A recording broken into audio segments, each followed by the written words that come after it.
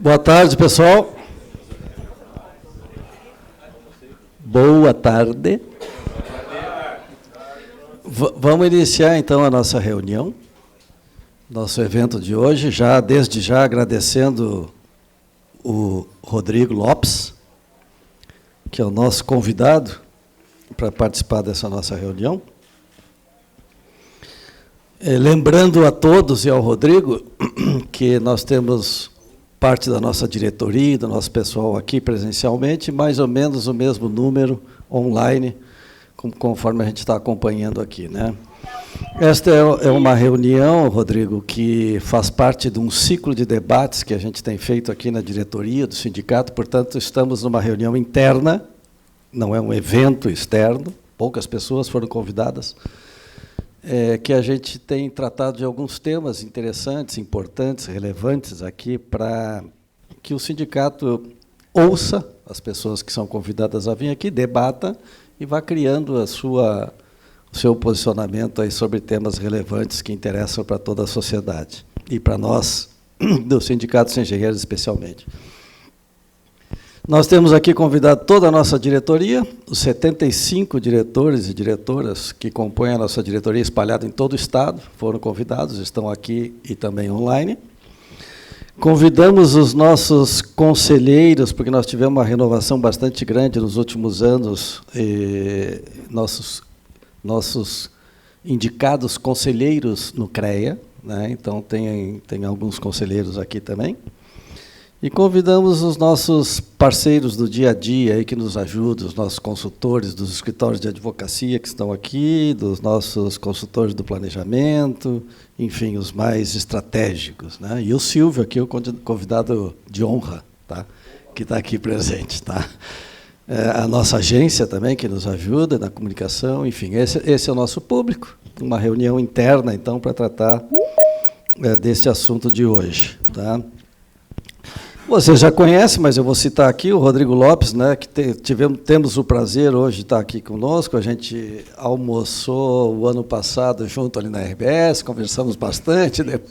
Depois a gente com o Silvio aqui disse, vamos convidar o Rodrigo para vir aqui um dia, e a gente convidou e o Rodrigo se dispôs. Tivemos alguns problemas de agenda aí, por compromissos, né, que surgiram, mas finalmente ele está aqui. O Rodrigo Lopes, então, é jornalista, profissional graduado pela Universidade Federal do Rio Grande do Sul, mestre em Ciência da Comunicação pela Unicinos, tem especializações em jornalismo ambiental pelo International Institute of Journalism de Berlim, em jornalismo literário e em estudos estratégicos internacionais. É doutorando em Relações Internacionais pela URGS, atua como colunista e comentarista de temas relacionados a poder em Zero Hora, Rádio Gaúcha e RBS TV. Pelo grupo RBS, realizou mais de 30 coberturas internacionais, entre elas as guerras no Iraque, Líbano, Líbia, recentemente Ucrânia e Israel. É autor dos livros Guerras e Tormentas, Diário de Correspondente Internacional e Trem para a Ucrânia. Foi correspondente também em Brasília durante os anos de 22 e 23. Né?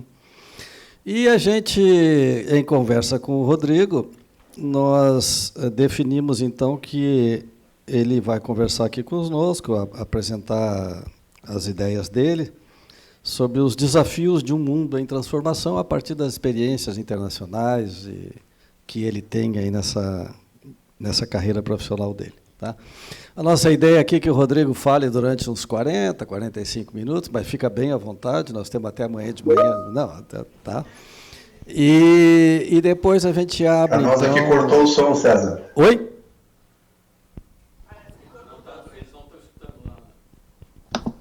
O que está acontecendo, então, aqui? É a oscilação da internet aqui, pode ser. Nosso?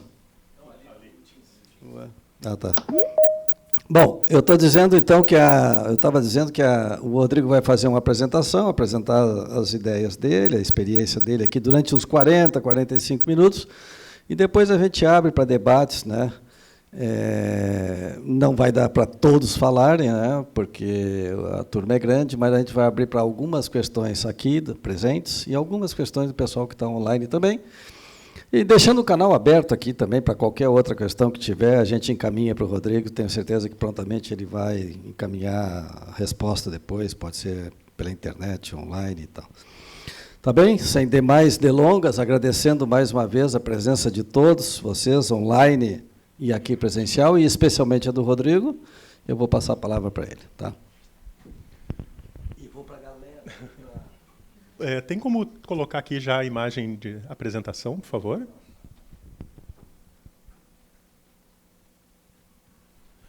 Boa tarde, gente. Muito obrigado pela presença de vocês aqui presentes, ao pessoal que está nos acompanhando online, né? Eu disse para o César o quanto eu fico feliz em reencontrar plateias, assim, porque a gente ficou bastante tempo, né, em pandemia, em trabalho online, e é uma das primeiras conversas que eu tenho assim pessoalmente, embora, né, o auge da pandemia já tenha passado. E desde que nós conversamos, né, o César, o Silvio, lá atrás, no ano passado, na RBS, eu fiquei muito entusiasmado com essa proposta, porque eu entendo que isso que vocês estão fazendo aqui é uma proposta de diálogo, e eu acho que diálogo é algo que está faltando muito no Brasil de hoje e no mundo, de certa forma, né?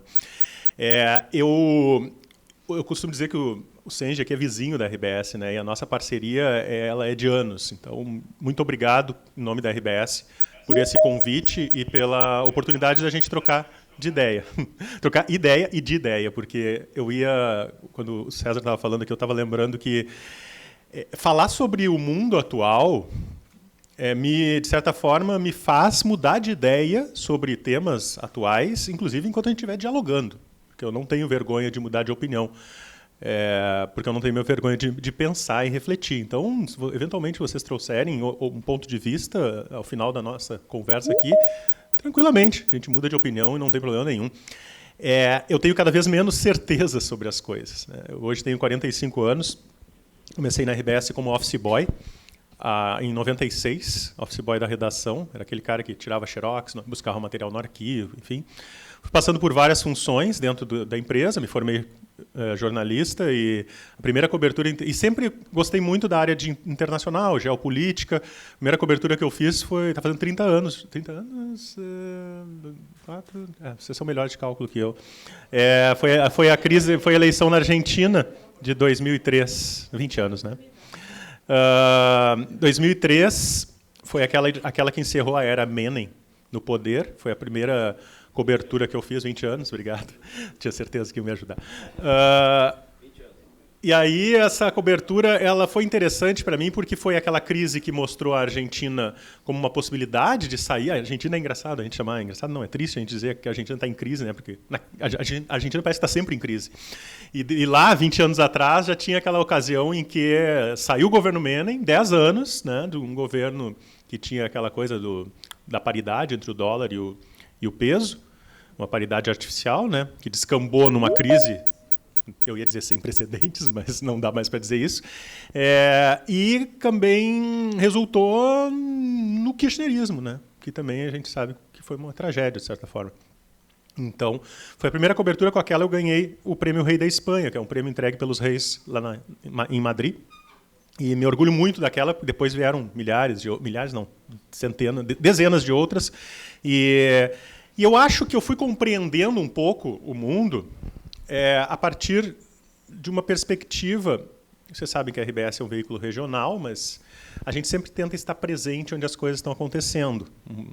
Nós não somos a Globo, não somos a CNN, né, em que tu vai mandar um repórter numa guerra como a de Israel na faixa de Gaza por meses, ou mesmo a da Ucrânia. A gente vai, marca posição, a gente tenta trazer um olhar brasileiro e gaúcho sobre os conflitos.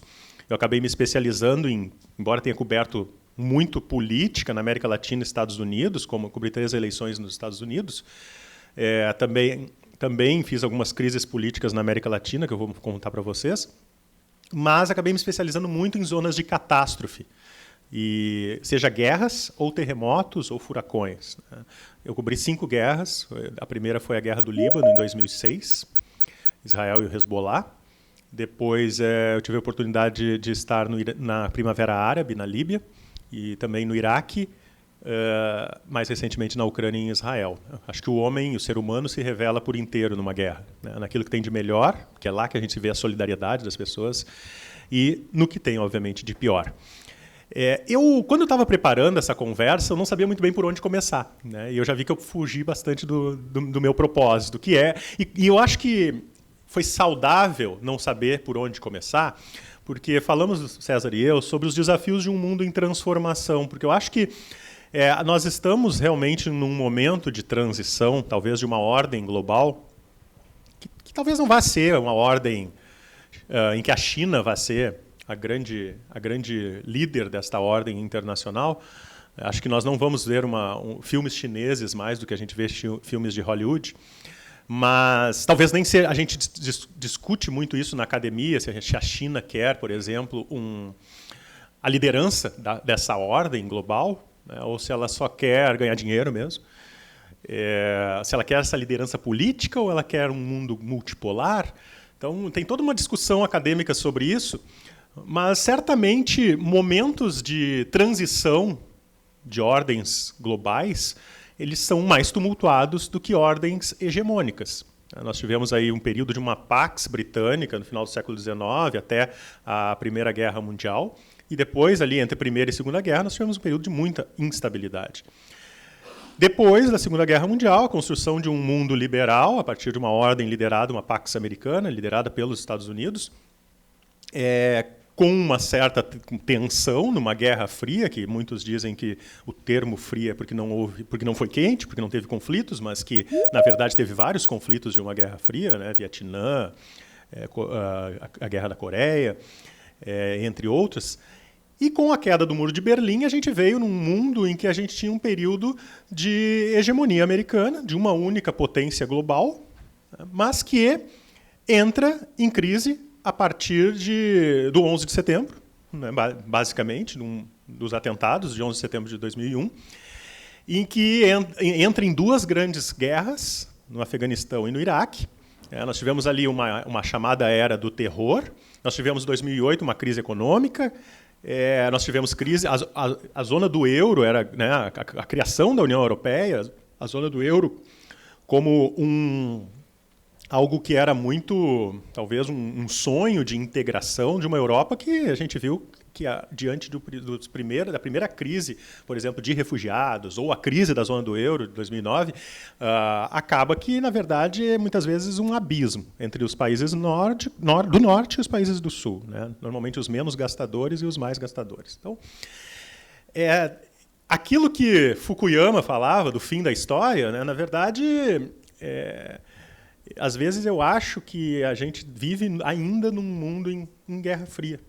Meio que eu costumo dizer, às vezes, nos meus textos, assim, um cheiro de naftalina, né? Porque muitos dizem que é uma Guerra Fria 2.0, que é uma velha nova Guerra Fria. Eu tenho cuidado de comparar e tento evitar nominar termos muito fortes e que estão muito relacionados com o contexto histórico, né? Então, eu não gosto de chamar de uma nova Guerra Fria, assim como não, né, a gente teve um exemplo, na minha opinião,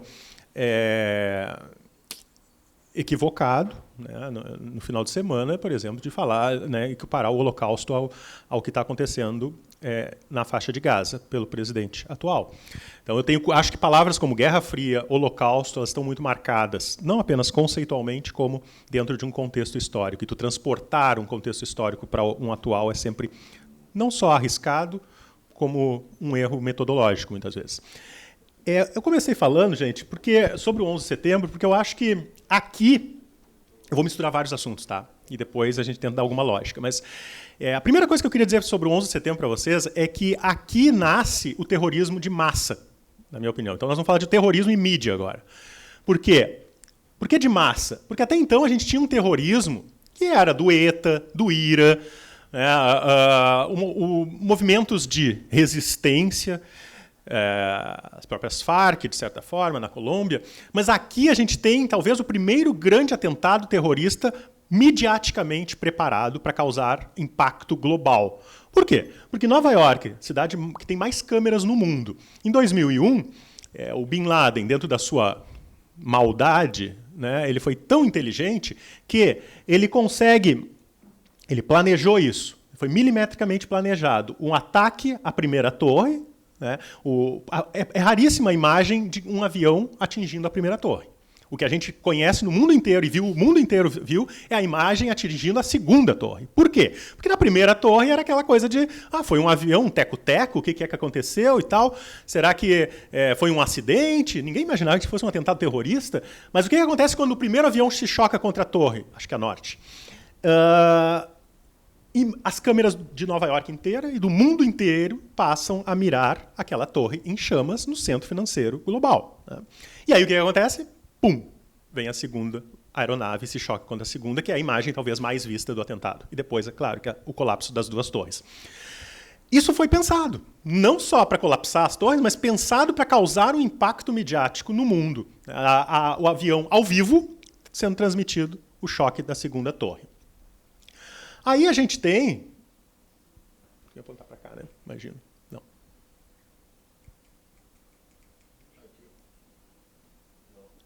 Boa. Não, é que eu acho que eu estou apertando o... Está apertando uma luzinha vermelha aqui. Tem uma evolução aqui, também evolução é um termo ruim, né? Mas entre o que o Bin Laden pensava e o al-Baghdadi pensa, né? O líder da Al-Qaeda e o líder do Estado Islâmico, do grupo do ISIS, né? Que foi criado a partir do Iraque, a partir da revolta pós-Saddam Hussein. Pode passar, por favor, aqui. Esse tipo de atentado que o ISIS começou a provocar, também tem um impacto midiático. Aqui já numa era de internet em que os jornalistas, eles adoravam jornalistas, né? Eles eram executados em imagens também tecnicamente perfeitas, porque às vezes os vídeos do ISIS tinham, primeiro, o simbólico, né? A roupa que a vítima está vestindo. É um laranja, que é aquela cor que os prisioneiros de Guantánamo, do Afeganistão, da Al-Qaeda, vestiam lá na ilha de Cuba, né, na prisão americana de Guantánamo. Então, assim, já tem o aspecto simbólico. Esse tipo de imagem, no meio do deserto, já causa um impacto também imagético muito forte, de contraste. Aí tu tem uma qualidade gráfica aqui, que é, às vezes, 3 câmeras apontando em detalhes para o momento em que o rapaz vai ser executado. Então, isso tudo é pensado, sabe? E transmissões aí já pelo YouTube ou pelos canais que eram, né, do Estado Islâmico. Então, para causar pavor, para causar terror.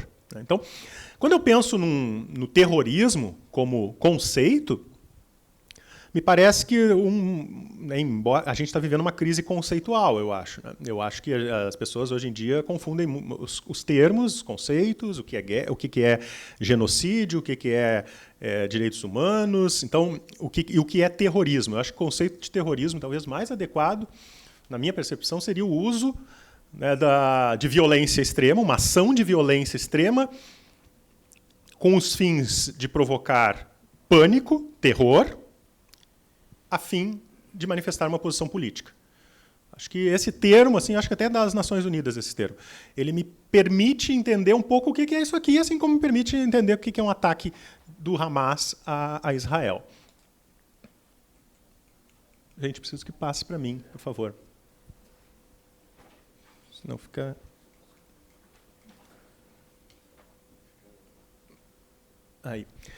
Aí, galera, a gente... Desculpa chamar de galera, eu sou extremamente informal, tá? Essa imagem aqui me parece que a gente permitia sonhar com um mundo sem muros. Com muros simbólicos, muros invisíveis e muros concretos. Então, a queda do Muro de Berlim me parecia que era o fim da história também, como Fukuyama dizia, era um mundo em que não teríamos mais divisão, era a vitória do capitalismo, daqui nós caminharíamos para uma globalização, enfim. Pode passar. A União Europeia, como eu comentei, com um sonho de integração. A vitória do primeiro presidente negro na história dos Estados Unidos, um país, né, que viveu tantos anos de segregação racial, de guerras seccionistas. Me soava como estamos evoluindo enquanto sociedade. 2008 a gente teve a primeira grande crise do século XXI, né? A primeira crise econômica, na verdade, de 2008. Em 2001, eu acho que pouca gente lembra, mas 2001 foi quando a China entrou na Organização Mundial do Comércio. Eu acho que esse é um ponto bem importante. Na verdade, até minha tese de doutorado na URGS em Relações Internacionais, ela tem um recorte que o momento que é sobre as relações Estados Unidos e China, é o momento em que a China ingressa na OMC, né, porque eu acho que ali tem um ponto de inflexão importante. A gente pode falar mais sobre isso se vocês quiserem. Mas aqui, então, tem um recorte importante. Todo mundo conhece as capas, né, da Economist, com a ideia de que o Brasil estava decolando, e depois algo deu errado, né? Aqui eu fiz uma propaganda dos meus livros, justamente porque, né, eu acho que eu tive a sorte de ter estado presente em praticamente todas as crises globais e algumas nacionais ao longo do século XXI. E aí o resultado disso foi nesse livro aqui, o Guerras e Tormentas, em que eu conto desde da eleição na Argentina, de 2001, até a Primavera Árabe, de 2011. E, mais recentemente, ano retrasado, lancei Trem para a Ucrânia, sobre o conflito na Ucrânia. Esse primeiro livro, sobretudo, ele traz um pouco desses anos, digamos, de entusiasmo que se vivia no mundo. A primeira eleição do presidente negro, a gente teve tudo isso que eu citei para vocês. Assim. Então, eu acho que, ao longo desses 20 anos de carreira, eu pude percorrer um pouco, conhecer os meandros da política internacional e um pouco nacional, sem paixões, sem me apaixonar por nada. Eu acho que a gente não tem heróis na política. Queria passar alguns vídeos para vocês agora, e o pessoal vai me ajudar ali, sobre algumas coisas que eu fui testemunhando ao longo desses 20 anos de cobertura.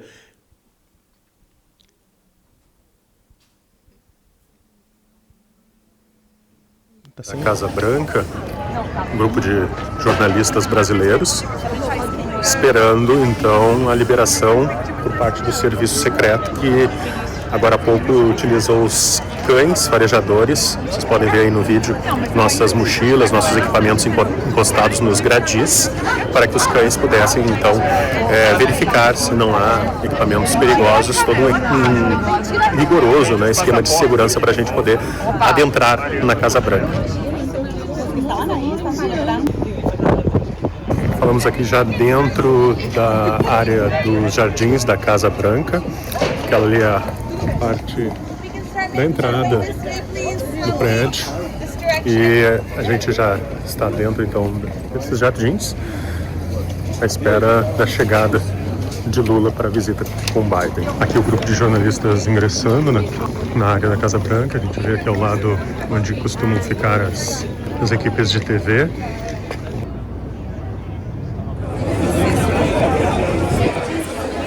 Go ahead. Brad, thank you. Mais alguém vermelho? Entramos agora dentro do prédio, passamos pelo prédio e saímos no Rose Garden, que será o local, então, onde ficaríamos posicionados num primeiro momento.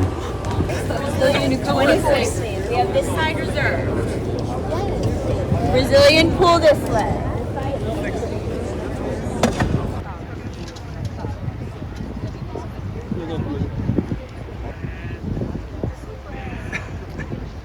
Lula já chegando à Casa Branca.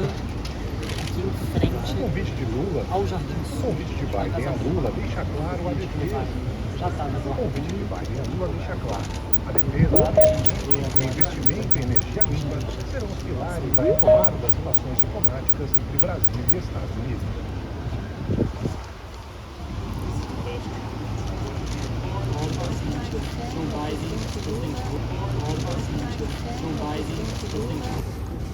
Nesse momento, o presidente Biden conduz Lula dentro da Casa Branca até o Salão Oval. Imprensa entrando no Salão Oval.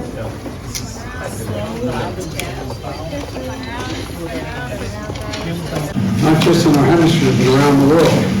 O senhor sabe que o Brasil ficou 4 anos se auto-marginalizando. O presidente não gostava de manter relações com nenhum país. Agora nós estamos saindo daqui, sendo retirados. Ele foi dotado com o presidente Joe Biden e se saiu algum anúncio sobre o Furo Amazônia, por favor. A esquerda da nossa biodiversidade é algo protetor para o povo brasileiro.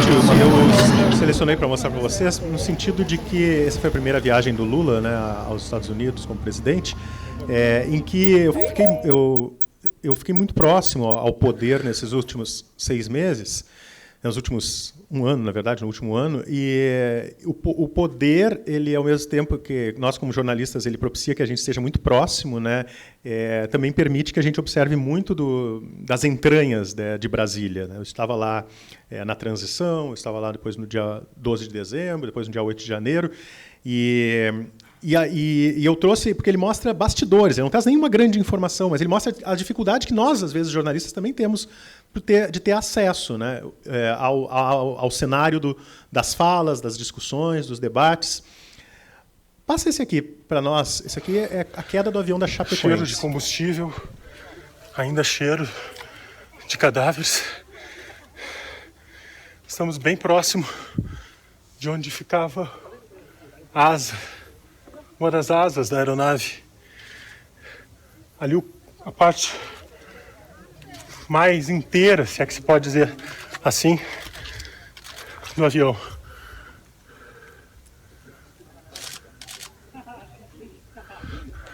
Aqui o jornalismo, ao mesmo tempo que nos coloca numa posição de, né, dentro do segura só um pouquinho isso aí, dentro dos cenários de poder, nos coloca no meio de tragédias também, né?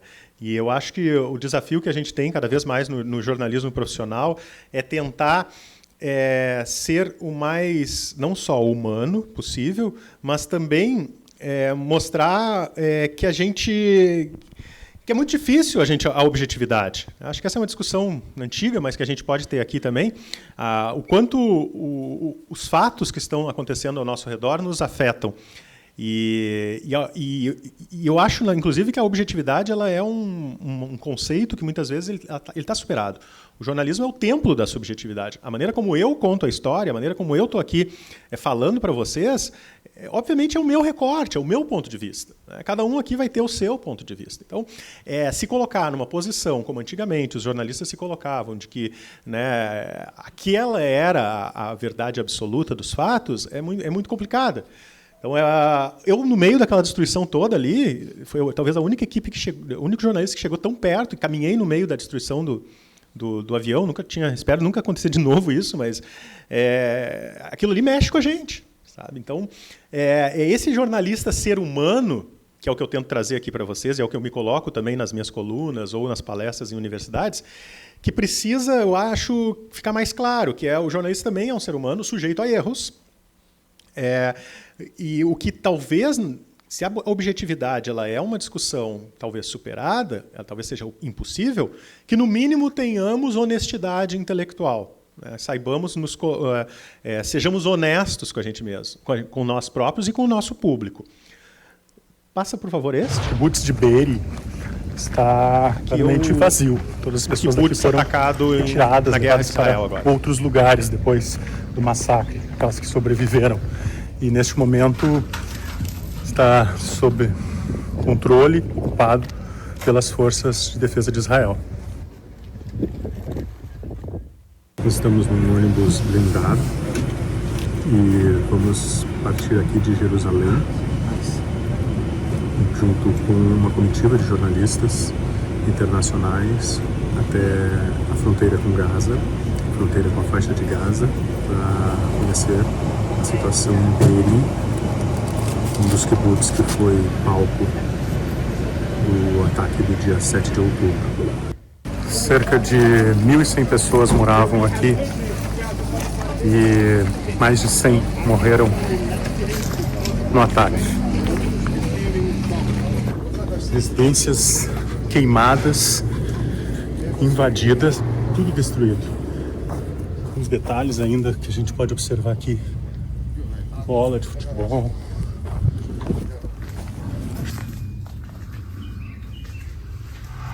Zaca trabalhando. São os primeiros que chegam normalmente aos locais de tragédia para recolher os restos. Chama muito a atenção o tamanho da destruição das residências. Mas chama também a atenção que esse local deveria ser um local muito calmo, muito tranquilo, muitas árvores, um local muito arborizado. E hoje cheira a fumaça. Fumaça ainda vinda das casas, dos restos, das edificações.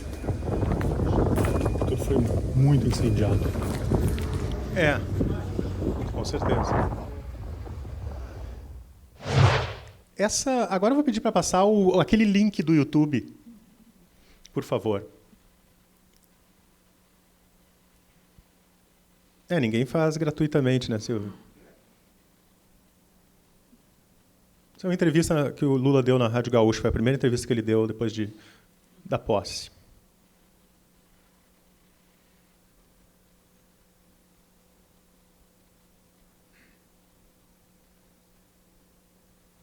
Presidente, aproveitando que o senhor citou a Venezuela e Nicolás Maduro, eu queria aproveitar a oportunidade para o senhor esclarecer por que o senhor, seu governo e parte da esquerda brasileira tem tanta dificuldade em considerar a Venezuela uma ditadura. Olha, deixa eu lhe falar uma coisa. A Venezuela, ela tem mais eleições do que o Brasil. A Venezuela, desde que o Chávez tomou posse... Mas eleições não garantem democracias, né, presidente? Deixa eu lhe falar uma coisa. O conceito de democracia é relativo para você e para mim. Eu gosto de democracia porque é a democracia que me fez chegar à presidenta da República pela terceira vez. Tá? Por isso que eu gosto da democracia e a exerço na sua plenitude. Tá? Aqui, eu acho que o mundo inteiro sabe que a governança do PT aqui é exemplo de exercício da democracia. Nunca, antes na história do Brasil, o povo participa tanto da elaboração das coisas como está participando agora. Até o PAA, que é o plano plurianual que nós estamos fazendo, o nosso querido Márcio Macedo e a ministra Simone estão viajando os 27 estados da nação para fazer debate sobre o próximo orçamento. Então, veja, vai ter eleições esse ano na Venezuela. Vai ter eleições, a Rádio Gaúcha pode mandar uma equipe lá para saber se ela vai ser legítima ou não. Presidente, eu fui preso na Venezuela 3 anos atrás, então acho que o senhor diria hoje que a Venezuela é uma democracia? Deixa eu lhe falar uma coisa. Em 2001, eu tinha apenas 20 dias de governo, eu criei o grupo de amigos da Venezuela, em que participou Estados Unidos, Espanha, Brasil, Argentina, me parece que Canadá. E nós conseguimos fazer com que aconteça o referendo lá. O referendo foi legítimo, a Fundação Jimmy Carter participaram, o Colin Powell, que era o secretário de Estado americano, participou. Gente, essa entrevista aqui repercutiu muito. A Condoleezza muito. Participou. Ela foi... foi um resultado eleitoral e muitas vezes a oposição... Ela repercutiu muito, ela abriu o Jornal Nacional, ela foi até recortada por alguns setores e utilizada só partes dela, porque hoje em dia também a gente tem isso, né? As entrevistas elas são cortadas e preparadas para servir para as redes sociais. Né? E é muito engraçado, porque eu me lembro que nesse dia aqui, as pessoas começaram a dizer... nas redes sociais, finalmente um jornalista teve coragem de fazer a pergunta para Lula sobre as ditaduras, né, Nicarágua e Venezuela, o Rodrigo está conosco, super celebrando isso. Imediatamente depois eu fiz um texto criticando alguma coisa, aliás, criticando alguma coisa do Bolsonaro. E aí as pessoas nas redes sociais começaram a dizer, eu disse que não dava para confiar nesse jornalista. Então... tá difícil, né, gente? Tá difícil encontrar um caminho de diálogo. Eu fui preso na Venezuela em 2018, naquele episódio do Guaidó. Fiquei 2 horas num quartel na frente do Palácio de Miraflores. Fui fichado, meu passaporte foi retirado, o meu celular foi retirado e inspecionado. Então, eu não consigo ver a dificuldade, eu não consigo entender Quer dizer, eu até consigo, mas eu não concordo com essa questão. A dificuldade que se tem de questionar e criticar e chamar ditaduras de Nicarágua, Cuba e Venezuela como são, assim como nós temos na Rússia também uma ditadura, assim como nós temos os regimes autoritários no Emirados Árabes Unidos, na Arábia Saudita, no Irã. Assim, regimes autoritários de direita ou de esquerda são ditaduras, independentemente. Então, quando eu falo de honestidade intelectual, o meu pensamento é que o meu compromisso que eu tenho é cada vez maior com aquilo que... É quase que tu pensar assim, o meu compromisso maior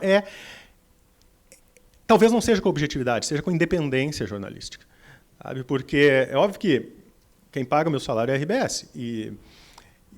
Mas em nenhum momento, ninguém na empresa, nem o dono da empresa chegou e disse assim, Rodrigo, tu tem que cobrir lá a guerra pelo lado de Israel. Ou não entrevista um líder palestino. Então, cada vez mais eu acho que a gente obedece muito à nossa consciência.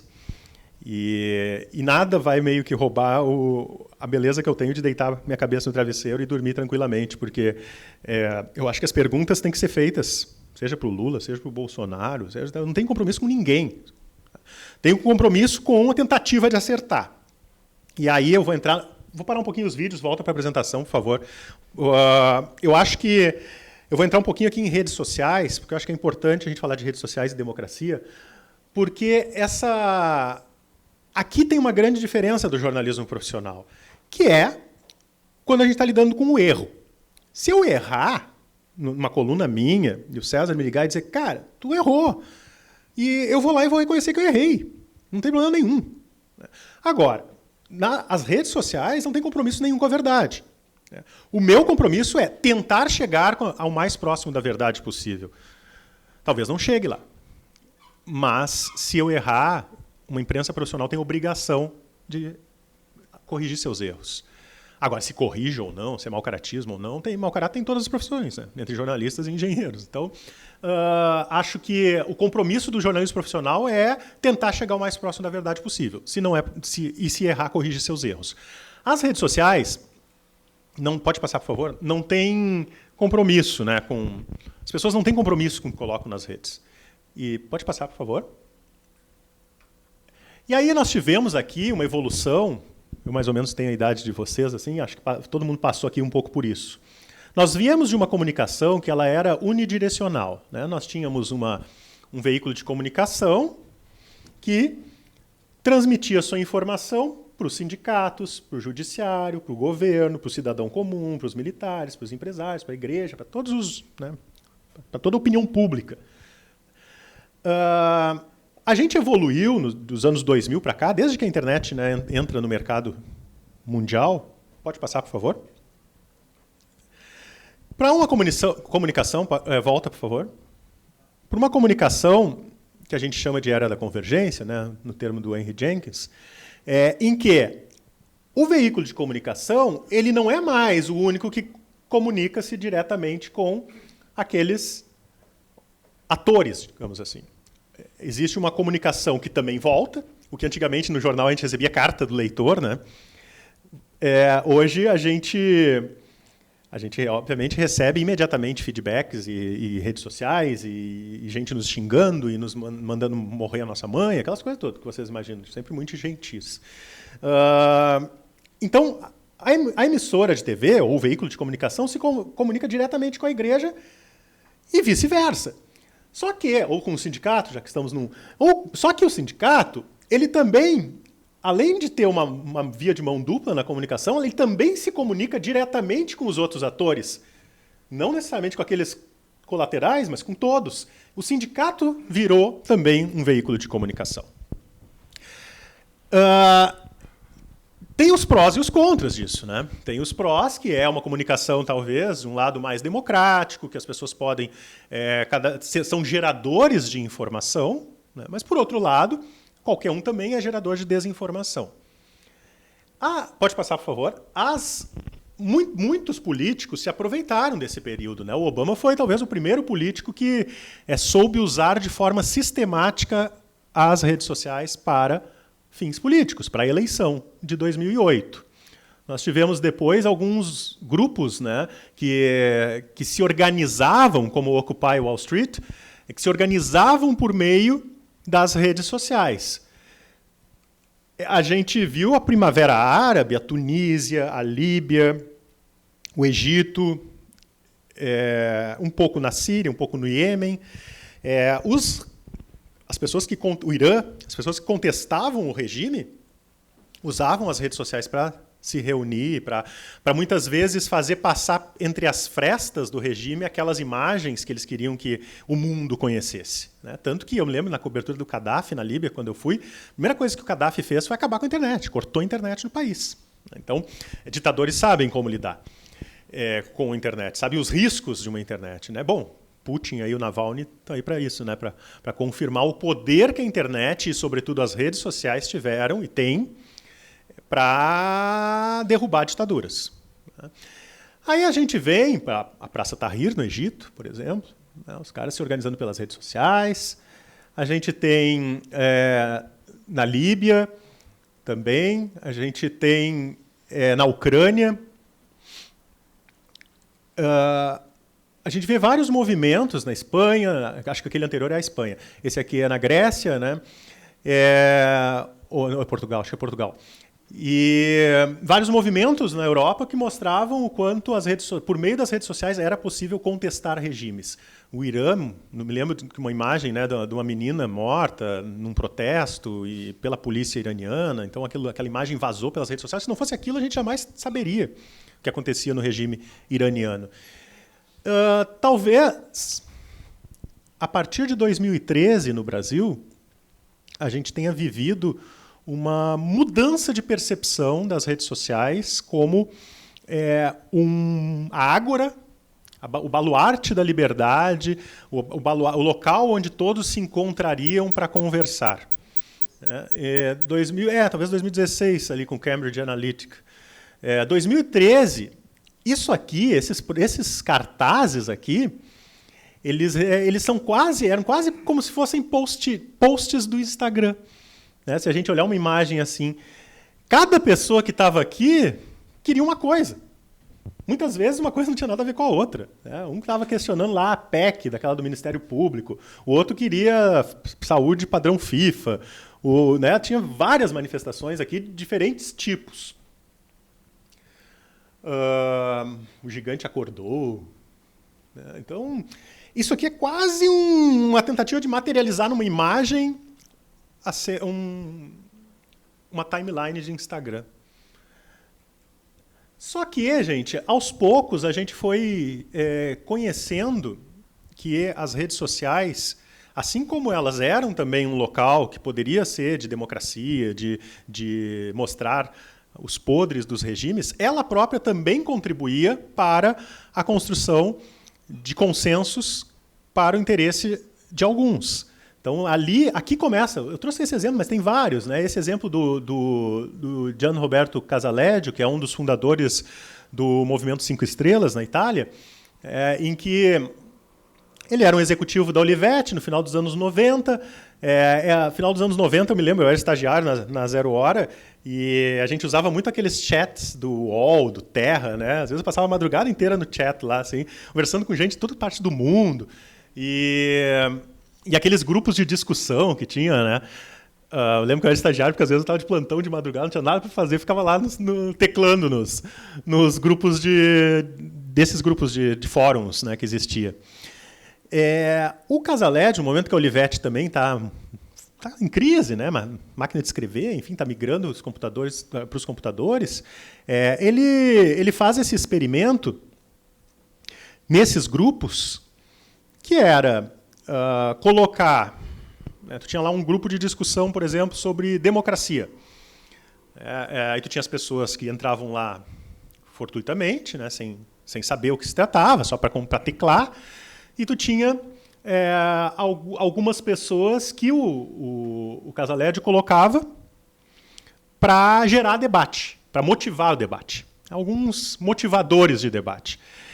E, aos poucos, ele foi percebendo que nada muito genial se a gente estudar redes sociais e tal, mas ele foi percebendo que, à medida em que esses influenciadores davam sua opinião e que a maioria das pessoas tinha uma determinada opinião, aquele grupo silencioso, a gente pode falar isso da espiral do silêncio dos anos 40, né? Aquele grupo que era silencioso começava a migrar para a mudar de opinião a partir da influência de algumas pessoas. Então, isso ia gerando consensos. Ele virou CEO, enfim, de outros grupos, mas a partir daí ele se une com o Beppe Grillo e forma um movimento, que é o Movimento 5 Estrelas, que chega ao poder na Itália, se aproveitando muito das redes sociais. E aí nada mais é que um experimento que ele foi utilizado, né, pelo Farage no Brexit. Ele é importado pelo Steve Bannon nos Estados Unidos, né, e ele elege o Trump. Não vou dizer que foi só graças à rede social que o Trump foi eleito, pelo contrário, né, havia todo um contexto econômico, um contexto político, um contexto daquela globalização que a gente falou lá no início, que deixou muitos excluídos, né, numa política econômica também, que esgaçou o tecido social e deixou muitos excluídos. E aí eu estou falando de União Europeia, estou falando dos Estados Unidos, estou falando de Brasil. A globalização não foi boa para todos. E aqui tem muito nessa eleição do Trump, tem muito de redes sociais, mas tem muito também de uma revolta contra tudo e contra todos, uma revolta com as instituições, com os partidos políticos, uma descrença na imprensa profissional, uma descrença no centro, uma descrença na democracia, uma descrença na justiça.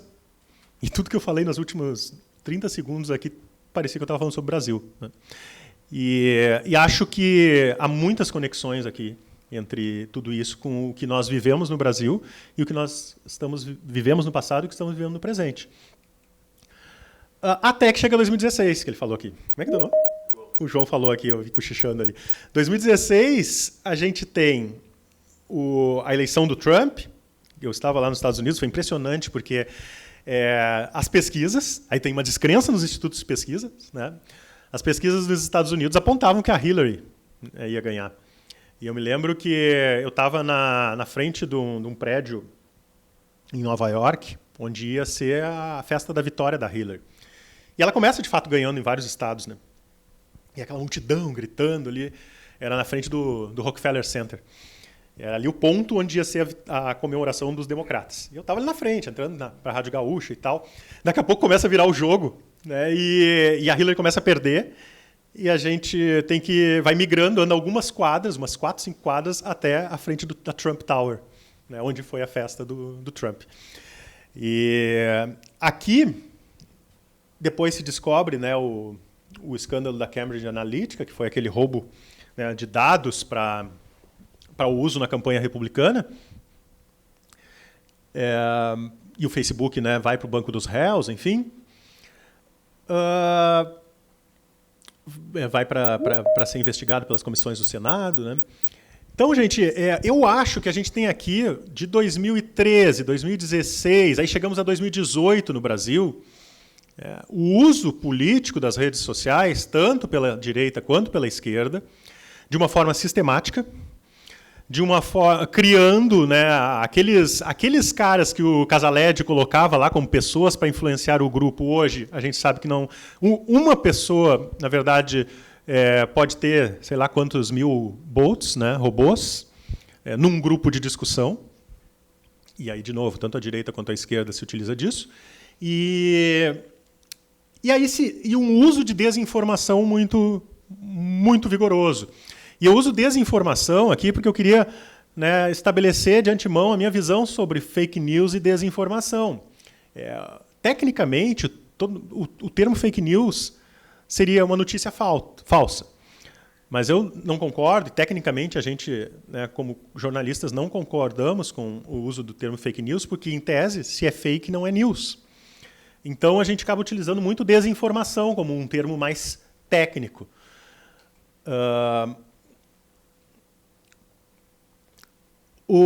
Aqui nós tivemos um problema com o Trump, nós, imprensa mundial, que era como lidar com um presidente que mente.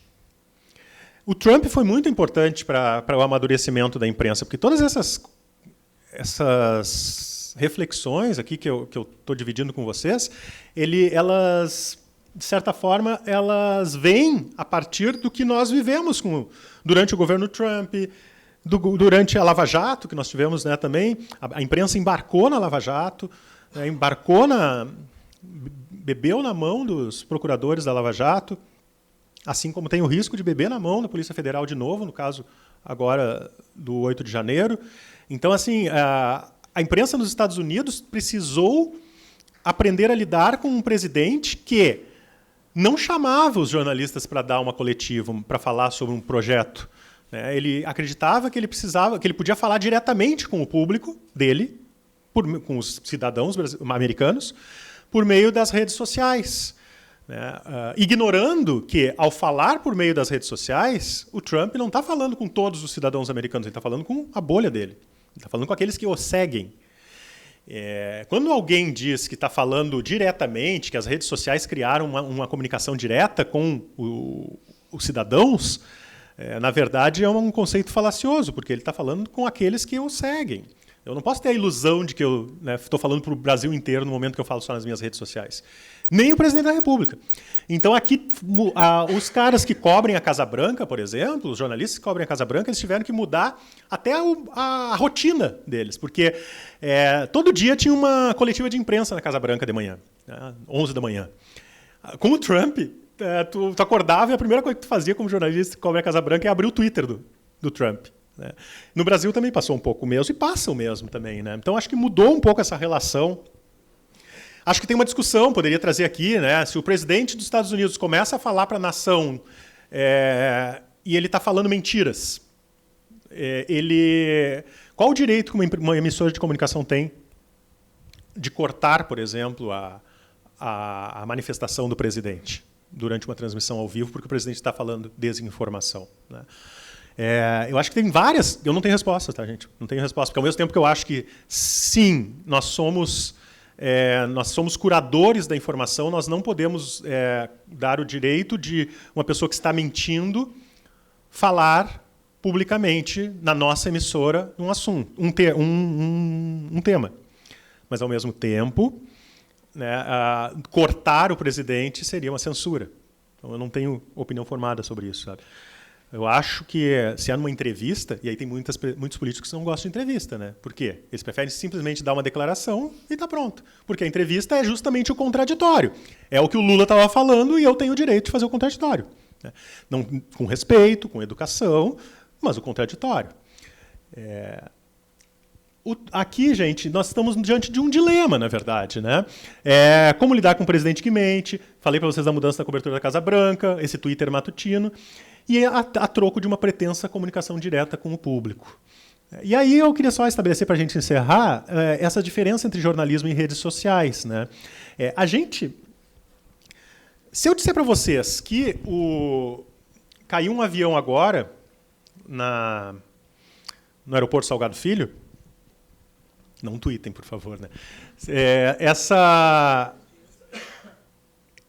Essa informação, se vocês tweetarem, postarem, botarem nos seus grupos de WhatsApp, de amigos, de família, é quase... Vocês já fizeram aqueles exames assim que tem que botar... Como é que é? O contraste na veia, quando tu vai passar naquela máquina lá para fazer um exame. Quando entra aquilo na tua veia, tu sente um calor, até na ponta do pé. Eu acho que eu já fiz 2 vezes aquilo. E eu pensei nessa questão de que se eu falo isso para vocês, de cair um avião, e vocês tweetam isso ou botam nos grupos de WhatsApp, isso se espalha de uma forma como se fosse na corrente sanguínea tão rápida. O que eu quero dizer com isso? Uma mentira ou um boato, ela tem esse poder de penetrar hoje muito rapidamente, se disseminar muito rapidamente. Agora, a verdade talvez não tenha tanto esse poder. Se eu disser para vocês, não, gente, é mentira, não caiu um avião. É tão sem graça, entre aspas, é tão anticlímax. Por quê? O boato, a mentira, que sempre existiu, não é de agora, Agora demos um nome novo, fake news, desinformação, mas a mentira e o boato sempre existiram.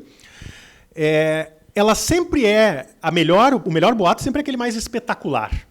aquele que causa, que mexe com as emoções, que mexe com os sentimentos, né? Nunca é algo assim banal, simples, tal. E a mentira, quando desmentida, também não tem o mesmo poder. Ele não tem se vocês olharem os rankings, numa informação, numa desinformação, e depois fulano não disse aquilo, o fulano não disse aquilo tem muito menos alcance na internet do que a primeira informação, ou a primeira desinformação.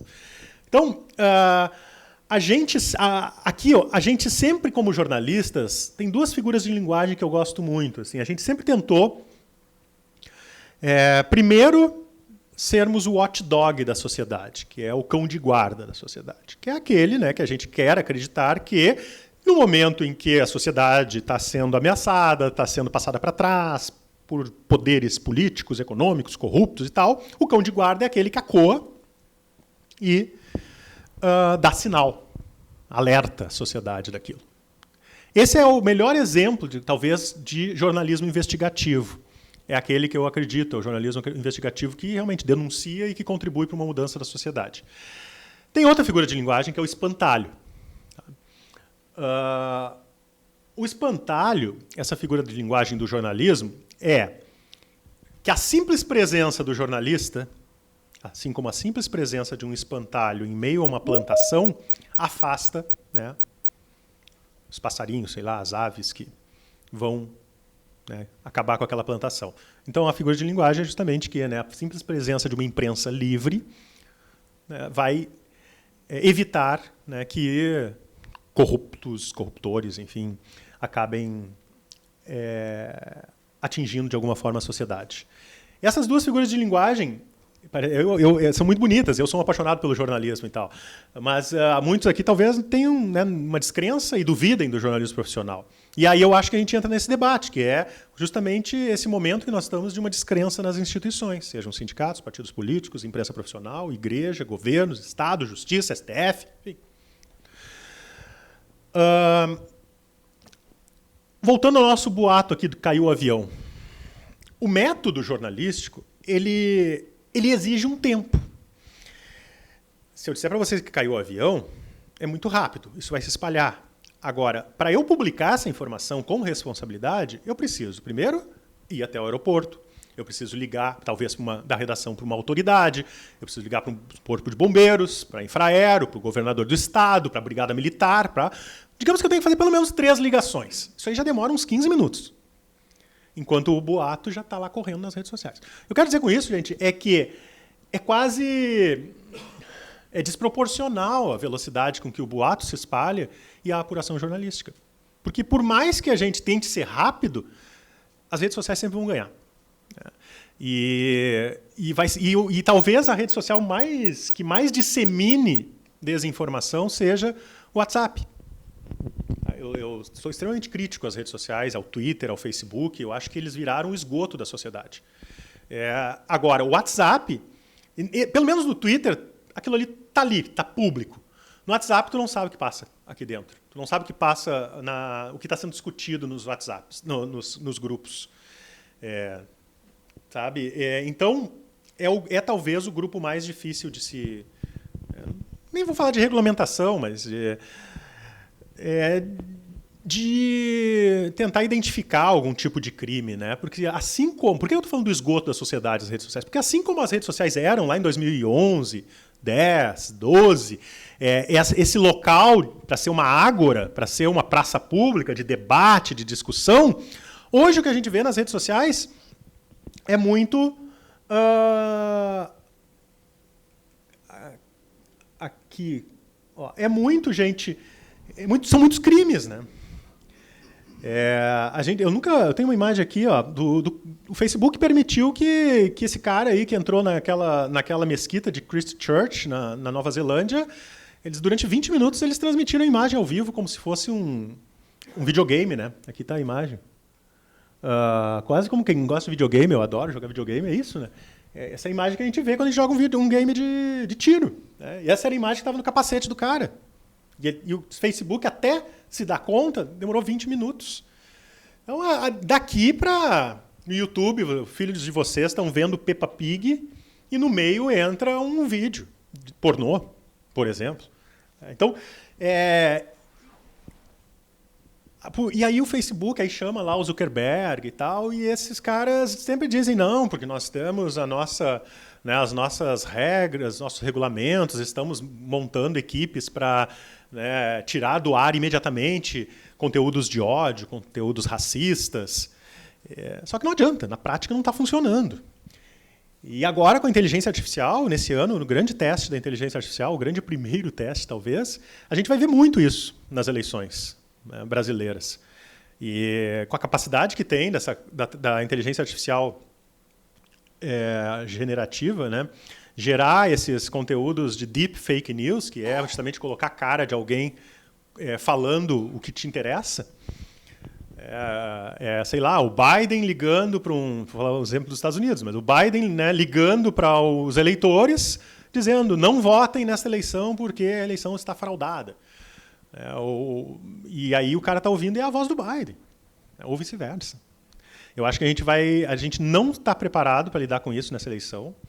Eu acho que nos Estados Unidos e a brasileira, eu acho que a gente tem esse desafio pode botar o William Bonner falando um negócio lá e criar a imagem dele falando com expressões labiais que confirmariam, em tese, o discurso proferido em áudio.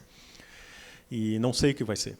Não sei o que vai acontecer. Acho que muita gente vai embarcar. Primeiro porque a gente não tem uma educação política, em geral, né? Nem no ensino fundamental, muito menos no ensino médio. Segundo porque a gente não tem uma educação digital. As pessoas não sabem a diferença entre uma informação e uma desinformação, em geral, né? E eu sei disso pela minha mãe, sabe? Ela acredita em tudo que está nas redes sociais. Então, santo de casa não faz milagre, né? É difícil.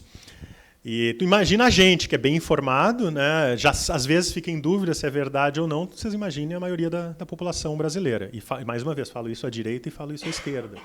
Acho que vai ser bem difícil. Bem difícil. A gente tem tentado, no grupo de investigação da RBS, né, no GDI, fazer o famoso fact-checking. Né? No momento do debate, se um candidato fala lá, eu mandei construir 5, 10 escolas aqui, a gente tem um grupo lá de investigação que tenta fazer a apuração disso. O prefeito de Porto Alegre diz alguma coisa assim, tu vai lá, tu consegue checar. Só que aí tu cai naquele período, né, de tempo ali, enquanto o debate está acontecendo ao vivo, nós vamos demorar pelo menos uns 20 minutos, meia hora, 1 hora, às vezes, para poder desmentir ou não o candidato.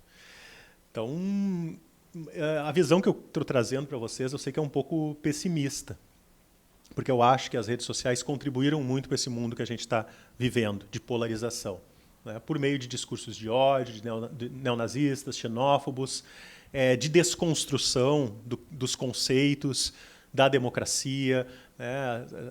O próprio, e eu usei o termo democracia aqui, mas poderia ter sido genocídio, poderia ter sido antissemitismo, antisionismo. As pessoas não sabem o que é. As pessoas não sabem o que são os conceitos. Meio que eu acho que seria necessário uma educação assim, back to bases, voltar às bases mesmo, para explicar o que é. Eu acho que esse jornalismo explicativo talvez seja um pouco a solução, ou parte da solução. Né? Porque nas redes sociais eu citei nazismo, citei xenofobia, eu citei filme pornô no meio do Peppa Pig, mas tem também, né, automutilação, a história da baleia lá. Quantos filhos de vocês, né, e filhas certamente sabem o que é a história da baleia, né? Ensinar as pessoas a suicídio. Né? Teve o negacionismo, tem o negacionismo da ciência, né? Os massacres em escolas que a gente viu aqui no Brasil. Esses conteúdos que são impulsionados nas redes, quem é que paga esse conteúdo? E os bots, né, os robôs e essas centrais de difusão de desinformação. Aí, gente, tem algumas ações, eu também não tenho muita opinião formada sobre esses assuntos, tá? Mas eu sei que 90% da propaganda, da publicidade digital hoje está na mão de 2 grandes grupos, né? A Google, a Alphabet e Facebook. Então, é o famoso duopólio. Se tu quer estar presente, a tua marca, o teu nome, o teu conteúdo quer estar presente na cabeça das pessoas, tu tem que estar pagando, de certa forma, para algum desses canais. Porque isso também é interessante. Eu cuidei a palavra, porque justamente quando as redes sociais falam em quando lhes interessa, eles dizem, nós somos veículo de comunicação. Sim, tu pode transmitir, tu vê a Libertadores transmitindo pelo Facebook, né? Qual é a diferença do Facebook, nesse caso, para uma transmissão na TV aberta? Nenhuma, eles estão transmitindo conteúdo. Mas aí, quando tu vai responsabilizar esses caras, eles dizem, não, nós não somos veículo de comunicação, nós não somos responsáveis pelo conteúdo que cada um coloca no ar, nós somos apenas meio, somos apenas canal. Então, é fácil, né? É um discurso que é dúbio, né? Que vai a favor dos seus interesses.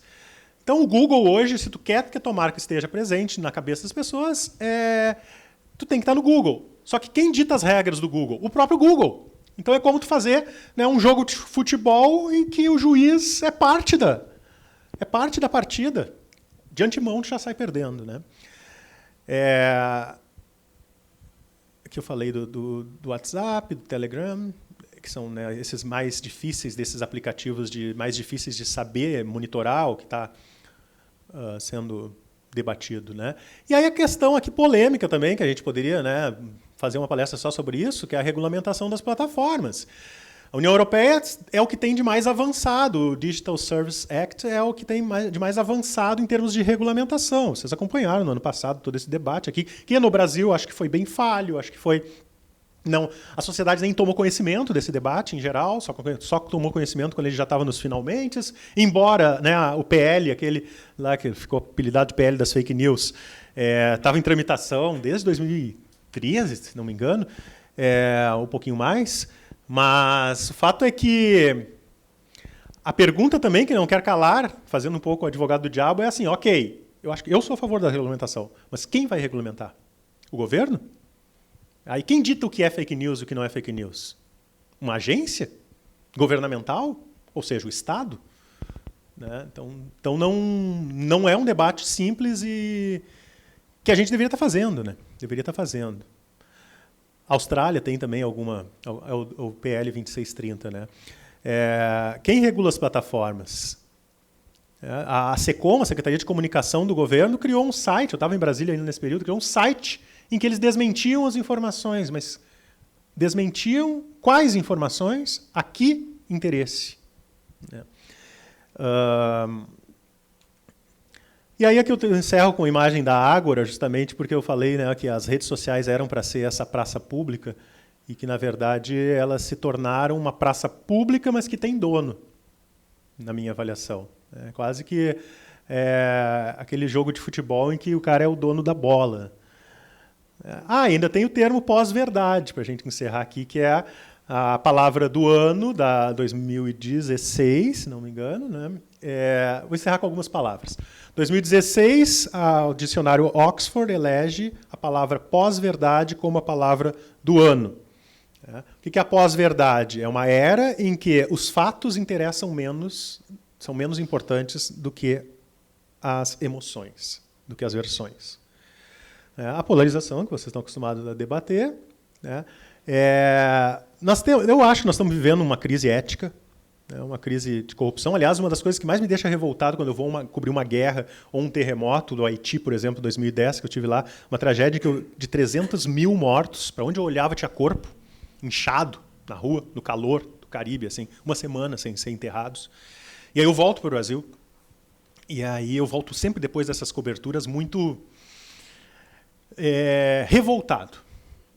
E eu fico revoltado com a minha família, com os meus amigos, um pouco com a nossa realidade brasileira, porque a gente reclama de tudo no Brasil e nas famílias.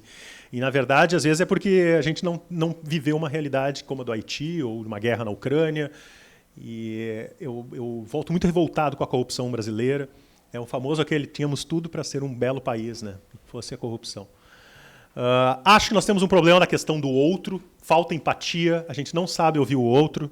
Esse papo aqui parece uma coisa meio, né, evangélica, assim, tal, mas eu acho... E eu fiz um exercício uma vez, logo que o Bolsonaro assumiu, tinha muito aquela coisa do globalismo, né, tinha uma crítica ao globalismo. E aí eu queria entender o que era isso. E por que era diferente de uma crítica à globalização? E o que era o globalismo na cabeça dos líderes do governo naquele momento, inspirados no Olavo de Carvalho. E eu fiz um exercício de empatia. Eu fui ouvir, que eu acho que todo jornalista tinha que fazer, né? Seja com o Lula, seja com o Bolsonaro, seja com a direita ou com a esquerda, é tentar entender a cabeça do outro. Né? Construiu uma matéria de 5 páginas, tá na, se vocês botarem em GZH, vão ver aí o que é, afinal, o globalismo, acho que é. Ela... não é uma opinião, que, aliás, eu acho que isso as pessoas têm dificuldade em identificar também, né? O que é opinião no jornal e o que é informação. Né? E as pessoas acham, eu sou comentarista, hoje eu sou colunista, as pessoas acham que eu não posso dar opinião. Sabe? Nós vivemos um momento histórico em que tu não tem mais adversários políticos, tu tem inimigos. Né? E é diferente, né? O adversário, a gente pode aqui discordar da ideia de um do outro e tudo bem. O meu pai era da Federação Gaúcha de Futebol, era médico da Federação Gaúcha de Futebol. Ele mesmo dizia, ele fazia o exame antidoping no pessoal no final do Grenal, depois todo mundo ia tomar cerveja, chopp no barranco, comer carne juntos. Né? E ele dizia, os idiotas aí ficam se matando, as torcidas, e os caras estão lá comemorando juntos. Né?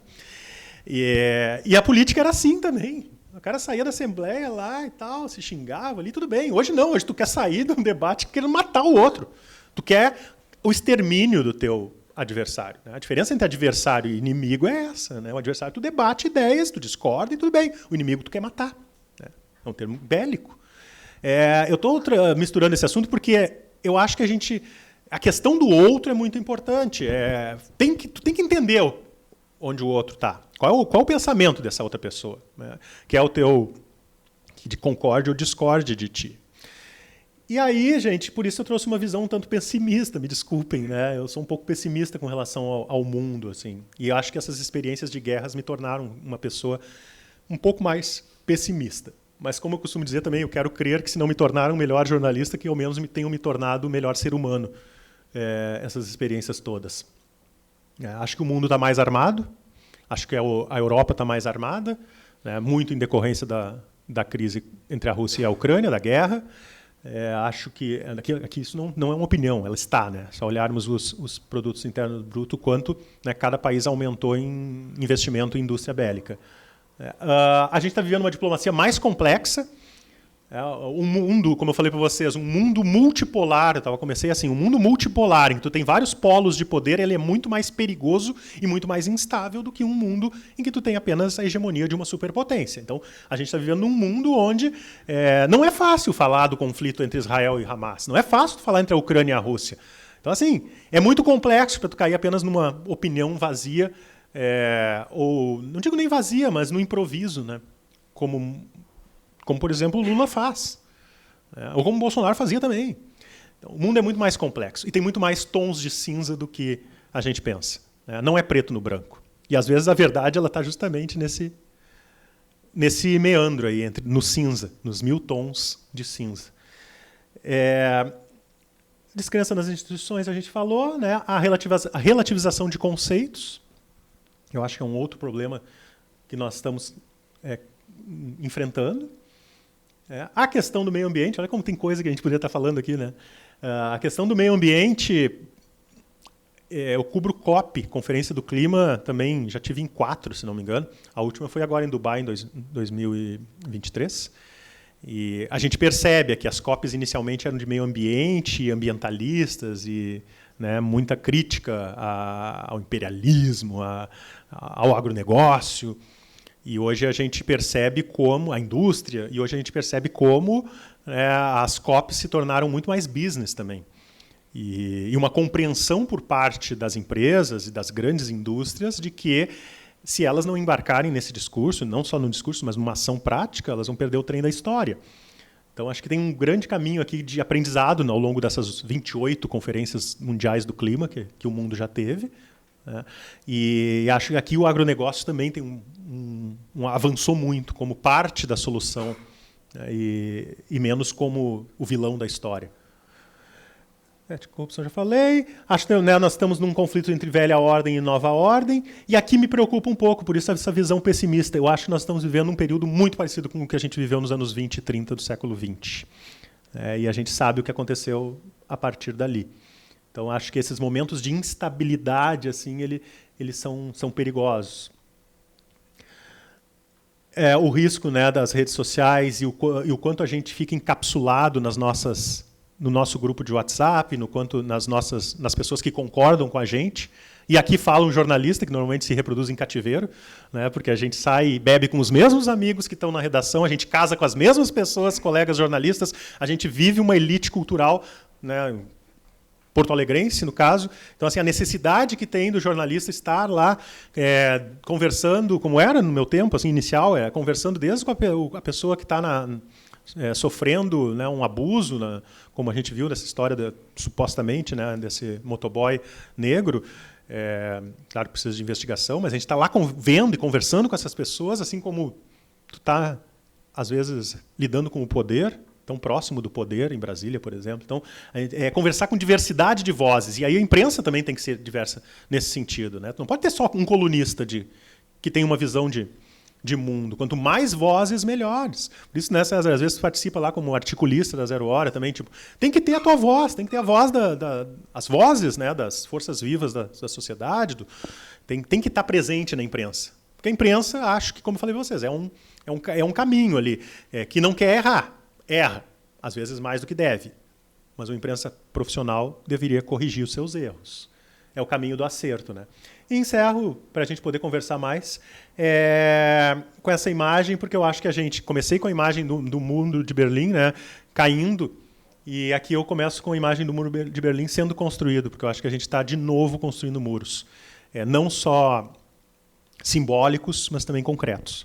Então, com essa reflexão que eu encerro aqui, queria agradecer, nesse primeiro momento, a atenção de vocês, a paciência. Eu normalmente falo mais do que eu devo, e mais do que o tempo permite, e, em geral, meu pensamento é um pouco internetico, assim, então eu vou lançando várias coisas para vários lados e espero não ter sido tão caótico e confuso nessa explanação. Muito obrigado.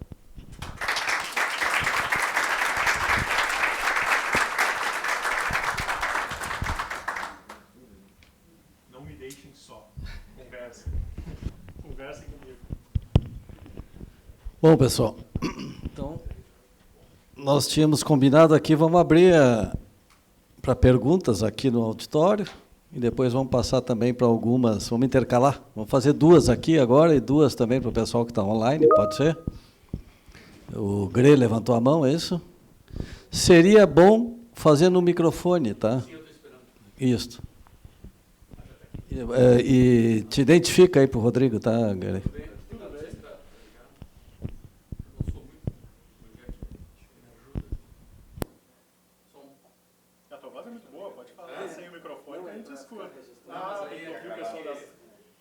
Tem que ficar gravado. Seu perigo.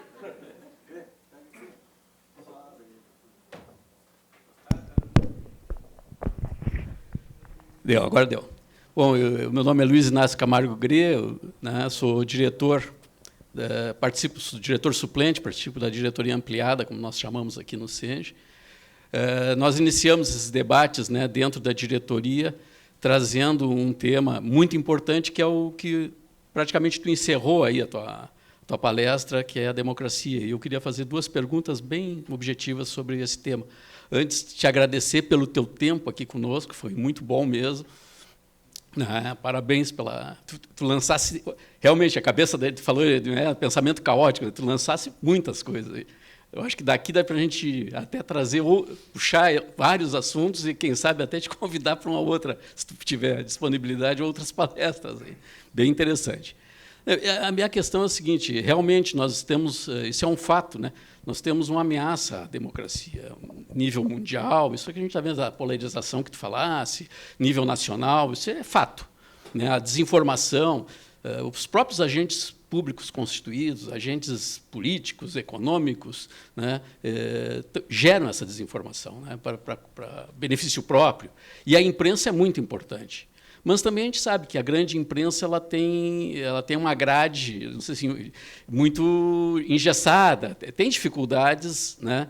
E aí eu iria para aquilo que tu falasse, que eu achei bem interessante, do jornalismo explicativo. Eu procuro muito isso nas redes sociais, esse documentários, etc., né? Isso aí que fala de ciência, fala de política, a parte histórica, para abrir a cabeça da gente, não ficar nessa polarização, né? Entender melhor por que as coisas estão acontecendo.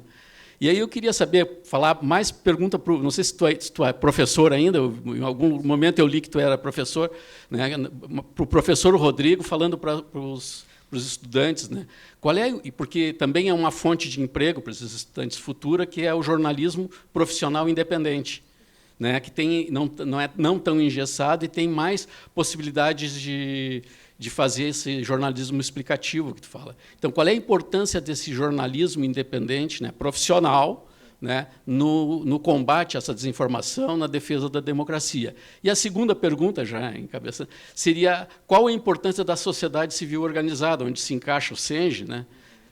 Porque fica todo mundo nas costas do jornalista, né? Ele é o, como é que tu fala, o watchdog, né? Tal. Por que não a sociedade organizada também fazer esse papel? Por que não os sindicatos também fazerem esse papel? Como é que tu enxerga isso aí? De que forma a gente pode estar inserido nessa defesa da democracia? Parece simples, mas não é, né, a resposta. Enquanto estava falando, eu estava refletindo sobre várias coisas. A primeira delas é, quando tu fala que a imprensa é engessada, eu vou tentar, na verdade, deixar um pouco mais explícito, acho, o que me vem na cabeça. A ideia de que a imprensa tem lado, tá? Assim, tipo, os jornais dão a sua opinião, né? Os jornais têm seus vieses, digamos assim, né? Como também se tem se falado. Eu tenho dúvidas, eu não sei, tá? A minha opinião sobre... Nos Estados Unidos, a gente sabe que os jornais eles manifestam a sua posição política. Por exemplo, o cara que compra o New York Times sabe que está comprando um jornal que apoia, né, a esquerda, a centro-esquerda. Posições de centro. Tem posições mais de esquerda e centro-esquerda. Né? Quando tu assiste a Fox News, tu sabe que é posicionado pró-republicanos, digamos assim. Direita e centro-direita e Trump. Agora, no Brasil, a gente não tem essa tradição. E a Folha, eu acho, de uns anos para cá, tem colocado seu editorial na capa em períodos eleitorais e explicando por que apoia tal candidato. Acho que o Estadão fez isso também na última eleição presidencial. Eu não sei se... A gente não faz, tá? A Zero Hora não faz essa... Não explicita apoio a um candidato. Eu acho que, ao tu explicitar um apoio a um candidato, tu está sendo mais honesto com o teu público. Né? Mas, e essa é uma opinião pessoal, né, minha, mas, ao mesmo tempo, diante do público que nós temos, eu não sei se o público conseguiria identificar qual é a diferença entre a posição editorial do jornal, que é expressa em seu editorial. Em tese, aquilo não deveria contaminar o seu conteúdo jornalístico, né? E a opinião dos colunistas. O modelo ideal é que a empresa tenha a sua opinião, ela não contamine o jornalismo, o dia a dia, a reportagem em si, e a opinião dos colunistas, que os colunistas têm liberdade para escrever. Então, sempre me lembro, alguns vão lembrar do Paulo Santana aqui, né? O Santana, uma vez, escreveu uma coluna que ele tinha pego um Fiat Uno, né, e ele escreveu, é o pior carro do mundo, a Fiat tem que acabar, né, ele fez uma coluna sobre isso, né, tinha pego um táxi no Fiat Uno. E aquilo deu um problema, né, para a RBS e tal. E isso eu posso dizer de carteirinha que estou trabalhando há 27 anos na RBS, né, nunca em nenhum momento a empresa, o dono da empresa, ou alguém me ligou dizendo, tu tem que escrever a favor ou contra tal coisa. E isso foi muito interessante, porque na verdade criou realmente um problema comercial com a Fiat, né, que deixa de anunciar no jornal, digamos, não sei se foi isso que aconteceu, mas teria potencial para isso. E aí a defesa do diretor de redação na época, olha, os colunistas têm liberdade para escrever. Inclusive, eu ouço muito agora no caso de Israel, inclusive a opinião dos colunistas pode ser contra a opinião da empresa. Então, eu estou compartilhando, na verdade, uma ideia que eu não tenho muita certeza se no Brasil funcionaria ter uma imprensa que, como já teve, né? Tu sabia lá na época do Getúlio, tu sabia quem a tribuna da imprensa e a última hora, tu sabia quem apoiava quem. Um era pró-Getúlio, outro era contra Getúlio. Eu não sei se esse jornalismo militante funcionaria hoje no Brasil. Não sei. Ao mesmo tempo que eu acho que seria talvez mais honesto. Os novos jornalistas que estão saindo da faculdade, é muito difícil eu falar porque, na verdade, eu sempre trabalhei em redação. Eu nunca trabalhei do outro lado do balcão, em assessoria de imprensa, por exemplo, né? E tenho a ideia de que o jornalista que trabalha numa assessoria de imprensa, ele tem que, e é um mercado muito bom, que em geral paga mais do que as redações, mas ele está defendendo um lado, né? Está defendendo o setor para o qual ele trabalha. Então, naquele mundo que tu está me perguntando, qual o papel das categorias nesse novo mundo? Eu acho que o papel das categorias, das organizações sociais, enfim, é disputar este ecossistema de informação, porque virou uma guerra, de certa forma, né? Todo mundo quer os seus 10 segundos de atenção. E disputar a atenção das pessoas é um inferno, né? Hoje a gente tem dificuldade de assistir 10 minutos, às vezes, um vídeo no YouTube. 1 minuto já é máximo. Os nossos índices mostram que as pessoas ficam, no máximo, 30 segundos lendo uma matéria. Olha que eu tenho que disputar 30 segundos. Então, a guerra por atenção eu disputo em casa com a minha namorada isso, sabe? Tipo, eu quero atenção que ela, na minha opinião, às vezes, ela está nas redes sociais. Então, imagina num mundo de comunicação que a gente está. Então, eu acho que os sindicatos têm que entrar nessa disputa por informação, por relevância, né? Agora, vocês têm um lado.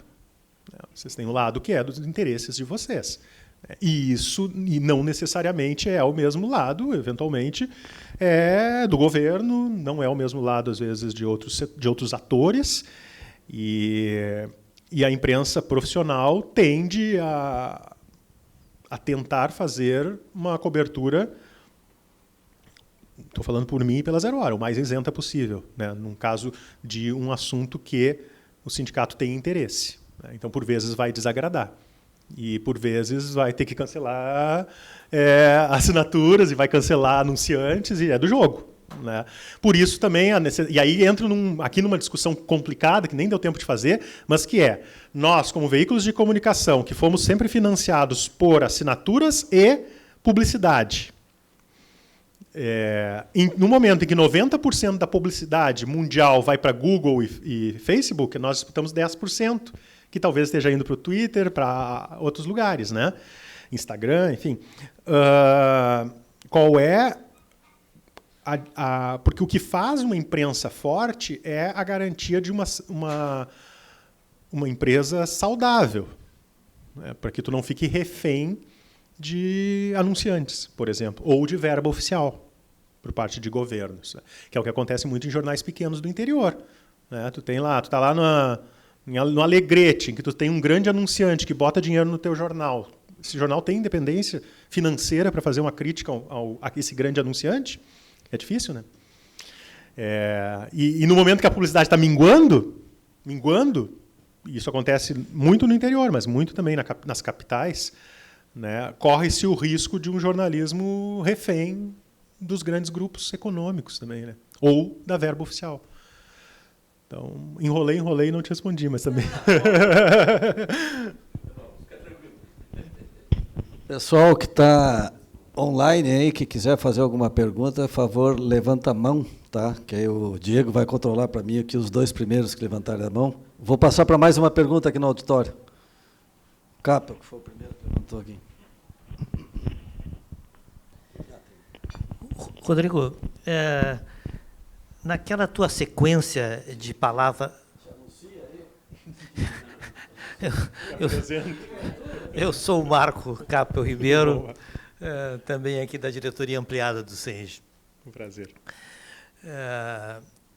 Rodrigo, uma coisa que eu estava esperando a sequência daquelas tuas palavras-chave, e me parece que faltou uma, pelo menos que eu imaginaria que tu ia colocar também, que é a tal da inteligência artificial, a famosa IA. Né? Isso está, digamos, progredindo de uma maneira difícil até de imaginar onde é que nós... É um divisor de águas, né? É um divisor de águas. Hoje, tu cria um texto e uma ferramenta vai criar um vídeo a partir daquele teu texto, né? Com personagens, com o Rodrigo Lopes ali aparecendo. Como tratar isso? Como é que vocês estão enxergando isso? E, enfim, eu imagino um grande desafio nos próximos tempos aí. Eu ia colocar, né, essa palavra até depois, quando eu li essa informação hoje ou ontem, essa informação que tu trouxe aí, dessa capacidade de tu dizer o que tu quer e um vídeo ser gerado a partir do... Hoje, o exemplo que a matéria usava era assim, uma pessoa caminhando numa rua na Borges de Medeiros. Tu diz isso e eles constroem o vídeo. Na velocidade tão rápida, né, que nós não conseguimos processar o que está acontecendo. Porque nós estamos discutindo aqui ainda o algoritmo, né, que é essa caixa preta que a gente não sabe, e que é a fórmula da Coca-Cola, do Google e do Facebook, que a gente não sabe quem manipula e como manipula. A gente sabe quem manipula, mas não sabe como ele é manipulado. É aquela coisa, não é um gatinho, não é só um gatinho numa rede social, né? Porque antes a gente usava... no momento em que tu bota uma foto, tu compartilha com a tua mãe uma foto de um gatinho, aquilo ali diz muito sobre ti, tu está passando praticamente todas as informações para o algoritmo.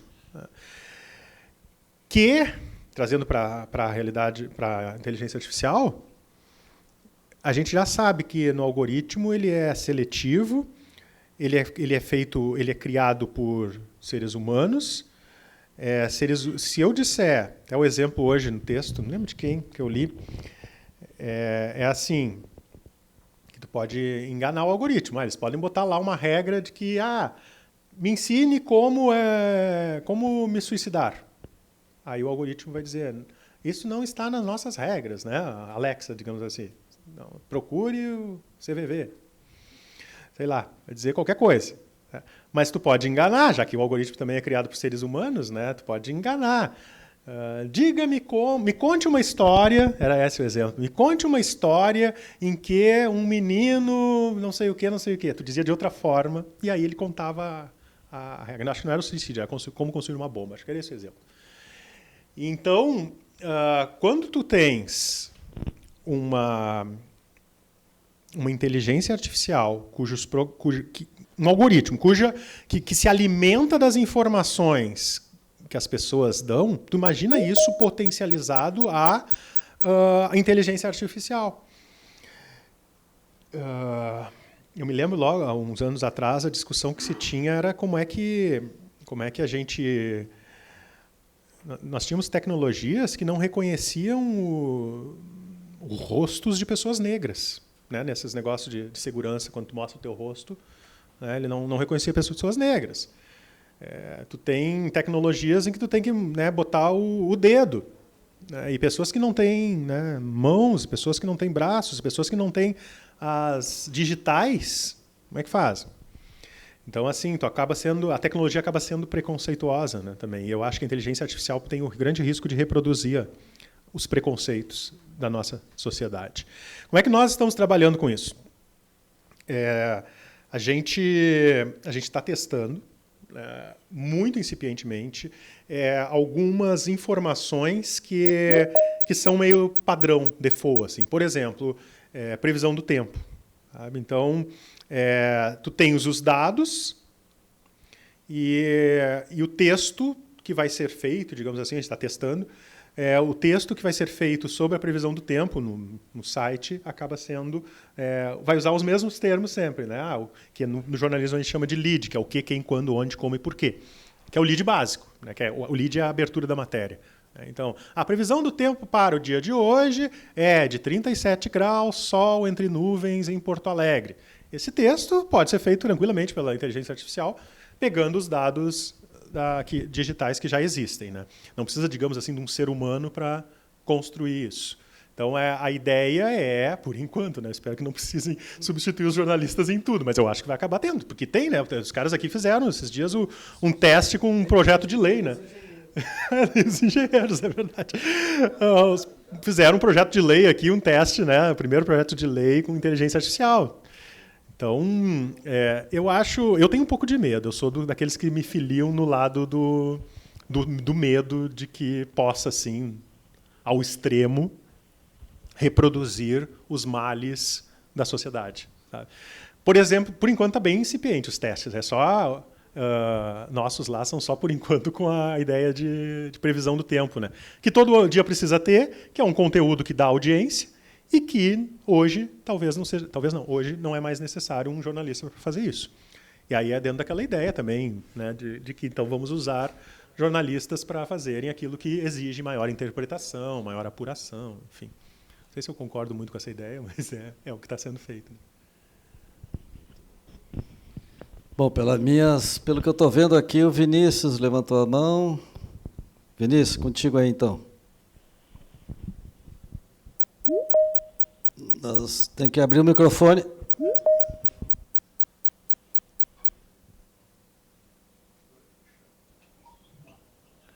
Está fechado. Noite, satisfação em conversar com vocês. Satisfação, Rodrigo. Eu gostaria de fazer a seguinte indagação. De 1945 a 2001, ocorreram 248 conflitos armados em 153 regiões do mundo, dos quais 201 foram iniciados pelos Estados Unidos. Aí a pergunta que eu faço: por que entende que o mundo multipolar será mais perigoso do que o mundo sob uma hegemonia, que no caso é americana? Como é que é o nome dele? Vinícius, muito boa pergunta.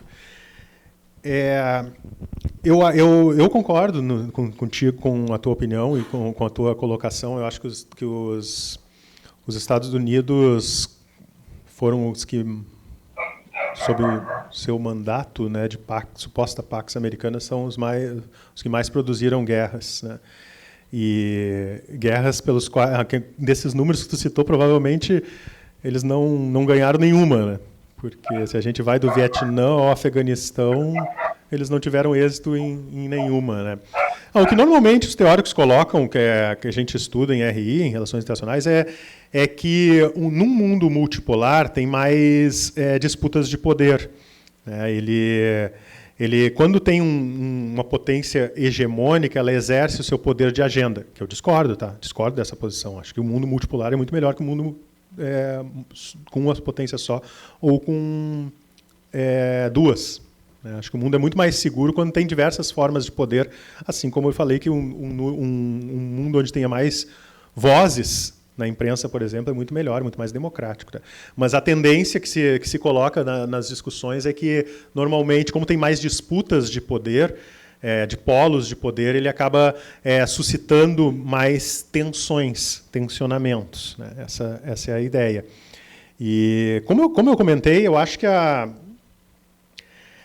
o que pode acontecer neste mundo multipolar é as potências médias, por exemplo, nem dá para chamar a China mais de potência média, mas potências regionais, digamos assim, tentem impor sua hegemonia regional. Então, a China tentando, junto aos seus vizinhos, impor a sua hegemonia, seja nas relações com Taiwan, seja nas relações com outros vizinhos ali daquela região. O mesmo os Estados Unidos na região da América, o mesmo a Rússia em relação aos seus vizinhos, como a Ucrânia, Belarus. Acho que tensionamentos regionais talvez sejam mais comuns de acontecer neste ambiente multipolar. Acho mais ou menos uma percepção. Mas eu prefiro um mundo multipolar do que um mundo unipolar. Bom, pessoal, vou colocar mais uma questão aqui para o auditório. Mais alguém? Mogli.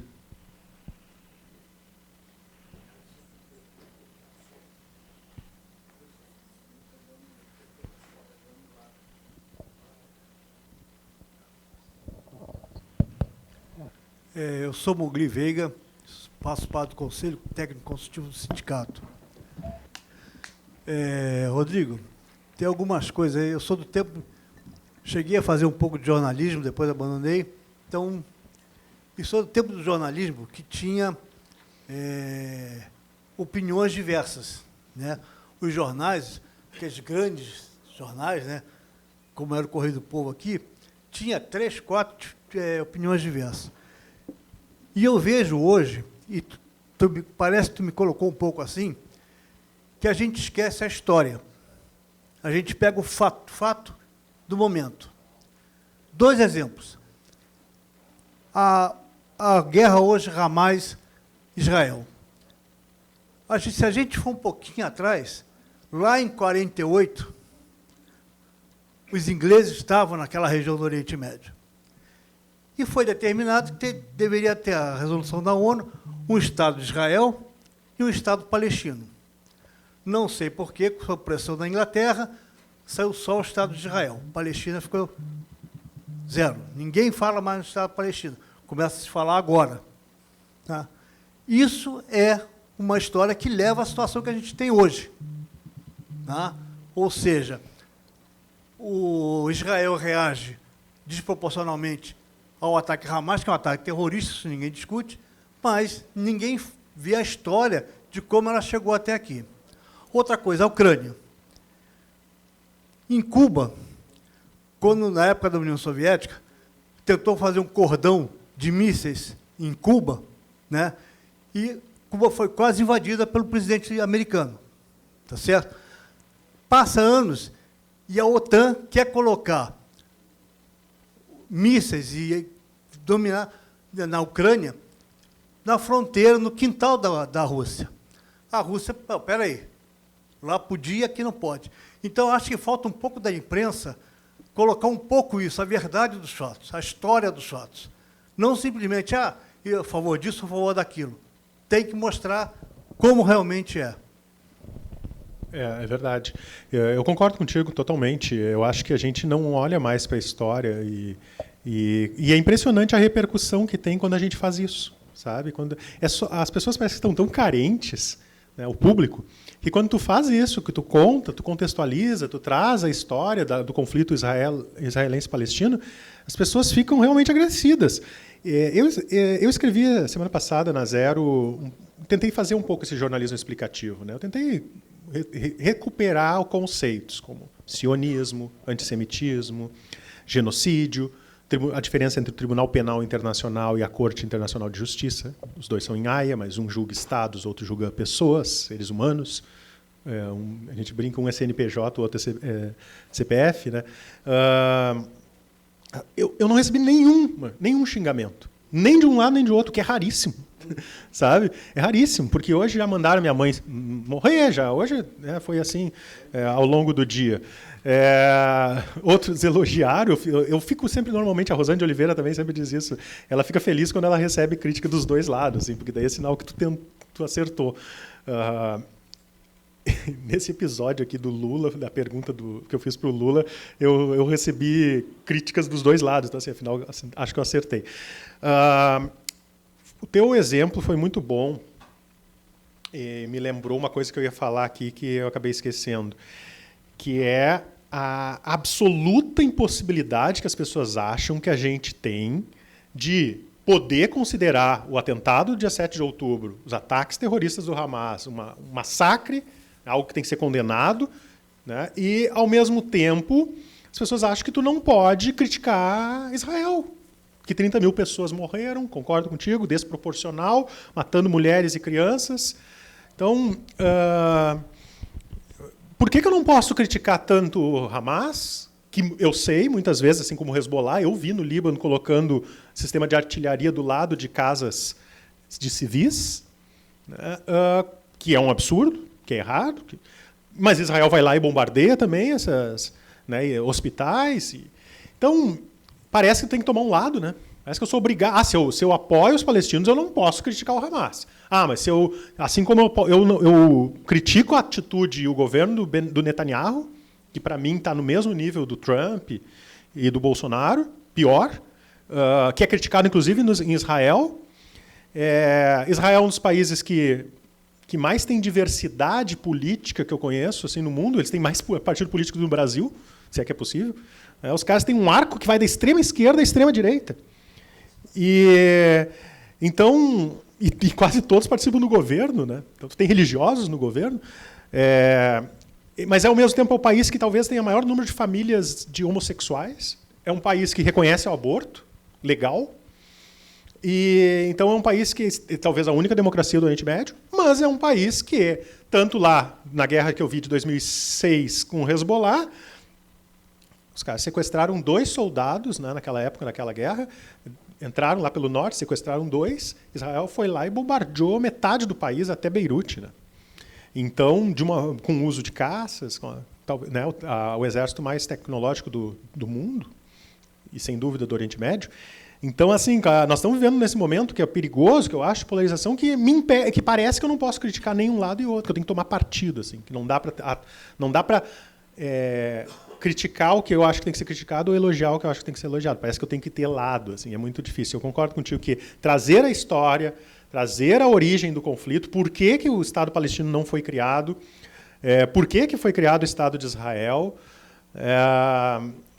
Eu sou a favor da solução de 2 estados, mas acho que a solução dos 2 estados hoje praticamente está morta, está inviável, muito em função de Israel, porque os últimos governos israelenses, né, avançaram muito nas colônias judaicas na Cisjordânia, e aí um dos princípios de um Estado é continuidade territorial, e aí tu vai ter como? Primeiro tu já tem uma Cisjordânia e uma faixa de Gaza, que já não é uma continuidade territorial. Né? Vai ter o quê? Um túnel ali, um túnel entre um lado e outro. Segundo que a Cisjordânia é uma colcha de retalhos. Né?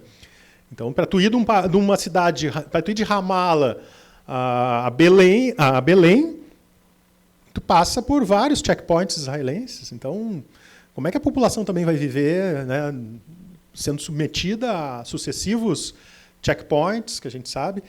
Então, infelizmente, eu acho que a solução de 2 estados ela está praticamente morta. Assim, sabe? Mas é a única solução viável, eu acho, para a paz. O único mapa do caminho é esse. E sem falar de Jerusalém, né? Quem conhece Jerusalém lá sabe o quanto vocês são da engenharia, é uma engenharia fenomenal, porque tu está descendo, eu fiz uma foto agora recentemente, descendo pelo lado judaico para chegar na frente do Muro das Lamentações, tu vê na mesma foto, com o celular, tu consegue fazer o Muro das Lamentações, o local mais sagrado do judaísmo, a Mesquita de Al-Aqsa, né, e o Domo da Rocha. Os 2 locais, né, tirando Meca e Medina, na Arábia Saudita, o 3º local mais sagrado do Islã, que é o Domo da Rocha, de onde, né, Moisés foi ascendido aos céus, segundo o Islã. Então, na mesma foto está ali, é um processo de engenharia maravilhoso, porque o Muro das Lamentações é a única parte que sobrou do Templo de Salomão. Aí, logo em cima, tu tem a esplanada das mesquitas, que, na verdade, os judeus chamam de Monte do Templo, porque é justamente tudo acavalado um em cima do outro. E tudo fica em Jerusalém Leste, que é a área de um futuro, segundo os acordos de Oslo, de um futuro Estado palestino, a parte leste de Jerusalém, que é quase, eu brinco que Jerusalém, eu gosto muito de fazer essas associações, Jerusalém é quase o tamanho da redenção, a Jerusalém velha. Então, Jerusalém Leste é um pedacinho da redenção, que foi, né, ocupada na Guerra dos 6 Dias, em 63. Então, em 67. Então, é outra engenharia que não sei como seria a solução para a paz ali. Mas eu acho que tu trazer o contexto histórico, trazer o passo a passo, ajuda as pessoas a criar as suas próprias opiniões. Né? Acho que seria a tentativa mais clara. Assim. Mas aí vem vários... Como é que é teu nome mesmo? Como? Robli. Aí vem um problema nosso, que como tu falou, os jornais eram enormes. Né? Hoje tu pega os jornais... Antigamente a gente brincava quando tinha os classificados da 0 Hora, né, que não passavam embaixo da porta. Hoje o papel está muito pequenininho, né? Podemos olhar no digital, mas eu ainda gosto do papel porque eu acho que o papel hierarquiza as informações. Na internet parece minha apresentação, fica tudo fragmentado aqui. Tu bota no papel, tu sabe o que é a manchete, tu pode até não concordar, mas tudo bem, tu tem uma hierarquia na capa, né? Tu sabe o que é a manchete, tu sabe o que é a foto principal, tu sabe que alguém escolheu, tu pode também não concordar, porque aquela é a melhor foto.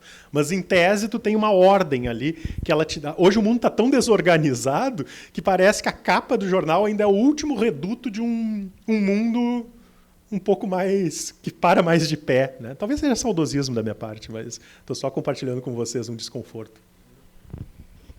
Tá bem. Pessoal, nós estamos encaminhando para o encerramento, já abusando bastante aqui do Rodrigo. Vou abrir para a última pergunta aqui, lá da tela, né? Não, o Vinícius já fez, né? Então, a Córdula, colega Córdula aí da tela, pode falar, Córdula. Bem, assim, ó, nessa questão aí sobre... Deixa eu passar aqui. Nessa questão aí dessa disputa Israel, palestinos e toda essa ocupação desse território, né, tem sido muito frequente essa discussão entre sionismo e antissemitismo, né? Sionismo e antissemitismo. Eu gostaria de saber como é que tu lê essas duas categorias, qual a diferenciação que tu faz entre as duas, inclusive a categoria do antissemitismo, ela foi usada na Zero Hora hoje, não sei se o Breno Altman concordaria com o enquadramento dessa categoria na mensagem que foi feita. E por isso que eu gostaria da tua opinião sobre essas duas categorias. Eu não peguei só o final que tu dissesse ali, eu não sei se concordaria, não peguei quem seria o sujeito? Se o Breno Altman faz uma diferenciação entre antisionismo e antissemitismo. Entendi. Não sei como é. Inclusive, hoje, na Zero Hora, teve uma manchete falando que a mensagem do Lula seria antissemitismo. Eu não sei se um Breno Altman concordaria com essa categorização. Por isso que eu te pergunto, como é que tu entendes essas duas categorias? Se tem diferença ou não entre elas? Para mim, tem diferenças claras entre antissemitismo e antisionismo. E aí eu volto aos conceitos. Para mim, o sionismo é um movimento nacionalista, surgido no final do século XIX, com a ideia da criação de um lar para os judeus. É um movimento nacionalista judeu, assim como, né, poderia ser um movimento nacionalista palestino em prol de um Estado, um movimento nacionalista curdo em prol de um Kurdistão, de um Estado para os curdos. No final do século XIX, esse movimento surge, o jornalista, né, o Herz, num momento também de perseguição dos judeus, ele muito forte esse movimento, vai se reforçando nos anos 20, né, com a declaração aquela de Balfour, em que os britânicos se comprometem com a criação de um lar para os judeus. O Holocausto ocorre e vem quase como uma compensação da comunidade internacional diante do sofrimento dos judeus em, né, criar a solução dos dois estados, de criar um Estado para os judeus. E é um movimento muito forte, com muito dinheiro, e que quando Israel é criado em 1948, está tudo pronto para que esse Estado seja, né, se desenvolva, e aí tu tem as fugas e os despejos de palestinos que moravam naquela região, naquele momento, né, e cria uma onda de refugiados nos países árabes do entorno. Então, para mim, é bem claro que o sionismo é este movimento nacionalista que rememora a ideia do Monte Sião, que é uma das colinas de Jerusalém, onde fica o templo, né, que remete àquela ideia bíblica de um retorno a Jerusalém. Então, sionismo para mim é isso. Logo, antisionismo é um movimento contrário ao sionismo, um movimento contrário a este movimento nacionalista de Israel ter um Estado, dos judeus terem um Estado. O antissemitismo, né, vem como uma expressão cuja origem é racismo, preconceito contra os judeus, né, contra os povos semíticos.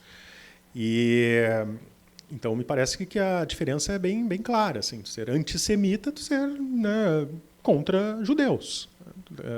E tu ser antisionista é tu ser contra a ideia da criação do Estado de Israel. Agora, em que momento se confundem essas duas ideias? Né? Quando a gente pensa que a eliminação do Estado de Israel significaria hoje, né, a destruição de Israel é entendida pelos judeus como a eliminação do sionismo. Né? Eu conversei com os judeus naquele início do conflito e todos me disseram assim: não existe judeu que não seja sionista. Se é que o judeu não é sionista, ele está sendo quase contra a sua origem. Assim, eu não sou judeu, respeito e acho e concordo com isso, com essa tese até. Tá? Não sei se é assim. Acho que é difícil. Nunca encontrei um judeu que não acredite que Israel deva ter um Estado, que deva se constituir como um Estado. Nunca encontrei assim. Então, assim, os conceitos para mim estão muito claros. Não sei se as pessoas têm essa clareza, sabe? Mas aí tem um outro ponto que eu também trouxe esses dias aí numa coluna, que as pessoas gritam Palestina from the river to the sea sem saber muito bem o conceito. O que estão dizendo? Né? A Palestina from the river, qual é o rio? O Rio Jordão. To the sea, qual é o mar? O mar Mediterrâneo. Defender a Palestina do Rio Jordão ao mar significa defender a Palestina sem a existência do Estado de Israel. Então, isto é defender a destruição do Estado de Israel. Então, as pessoas vão, a esquerda vai aí em movimentos em Porto Alegre, São Paulo, enfim, Palestina, from the river to the sea, sem saber muitas vezes o que está dizendo. Ou sabe e está defendendo isso mesmo, mas pelo menos tem uma honestidade intelectual, né, em defender isso. Né. Eu acho que, agora é uma opinião minha, defender o extermínio do Estado de Israel hoje é defender o extermínio de uma população.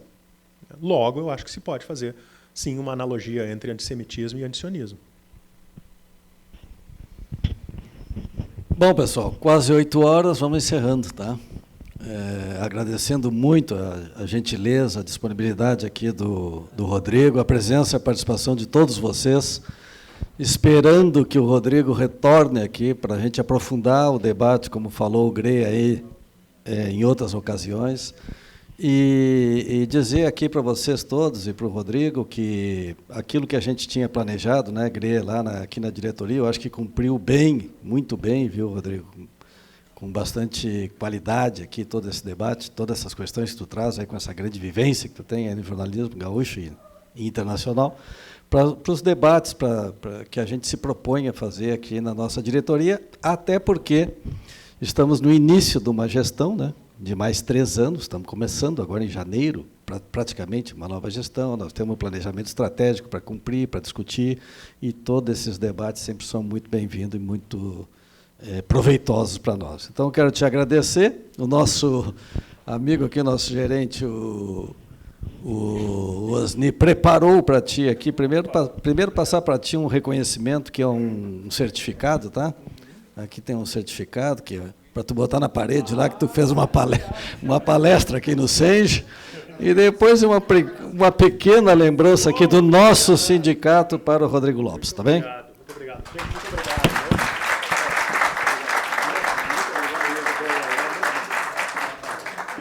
Espero não ter sido muito caótico, tá, gente? Muito obrigado aí pela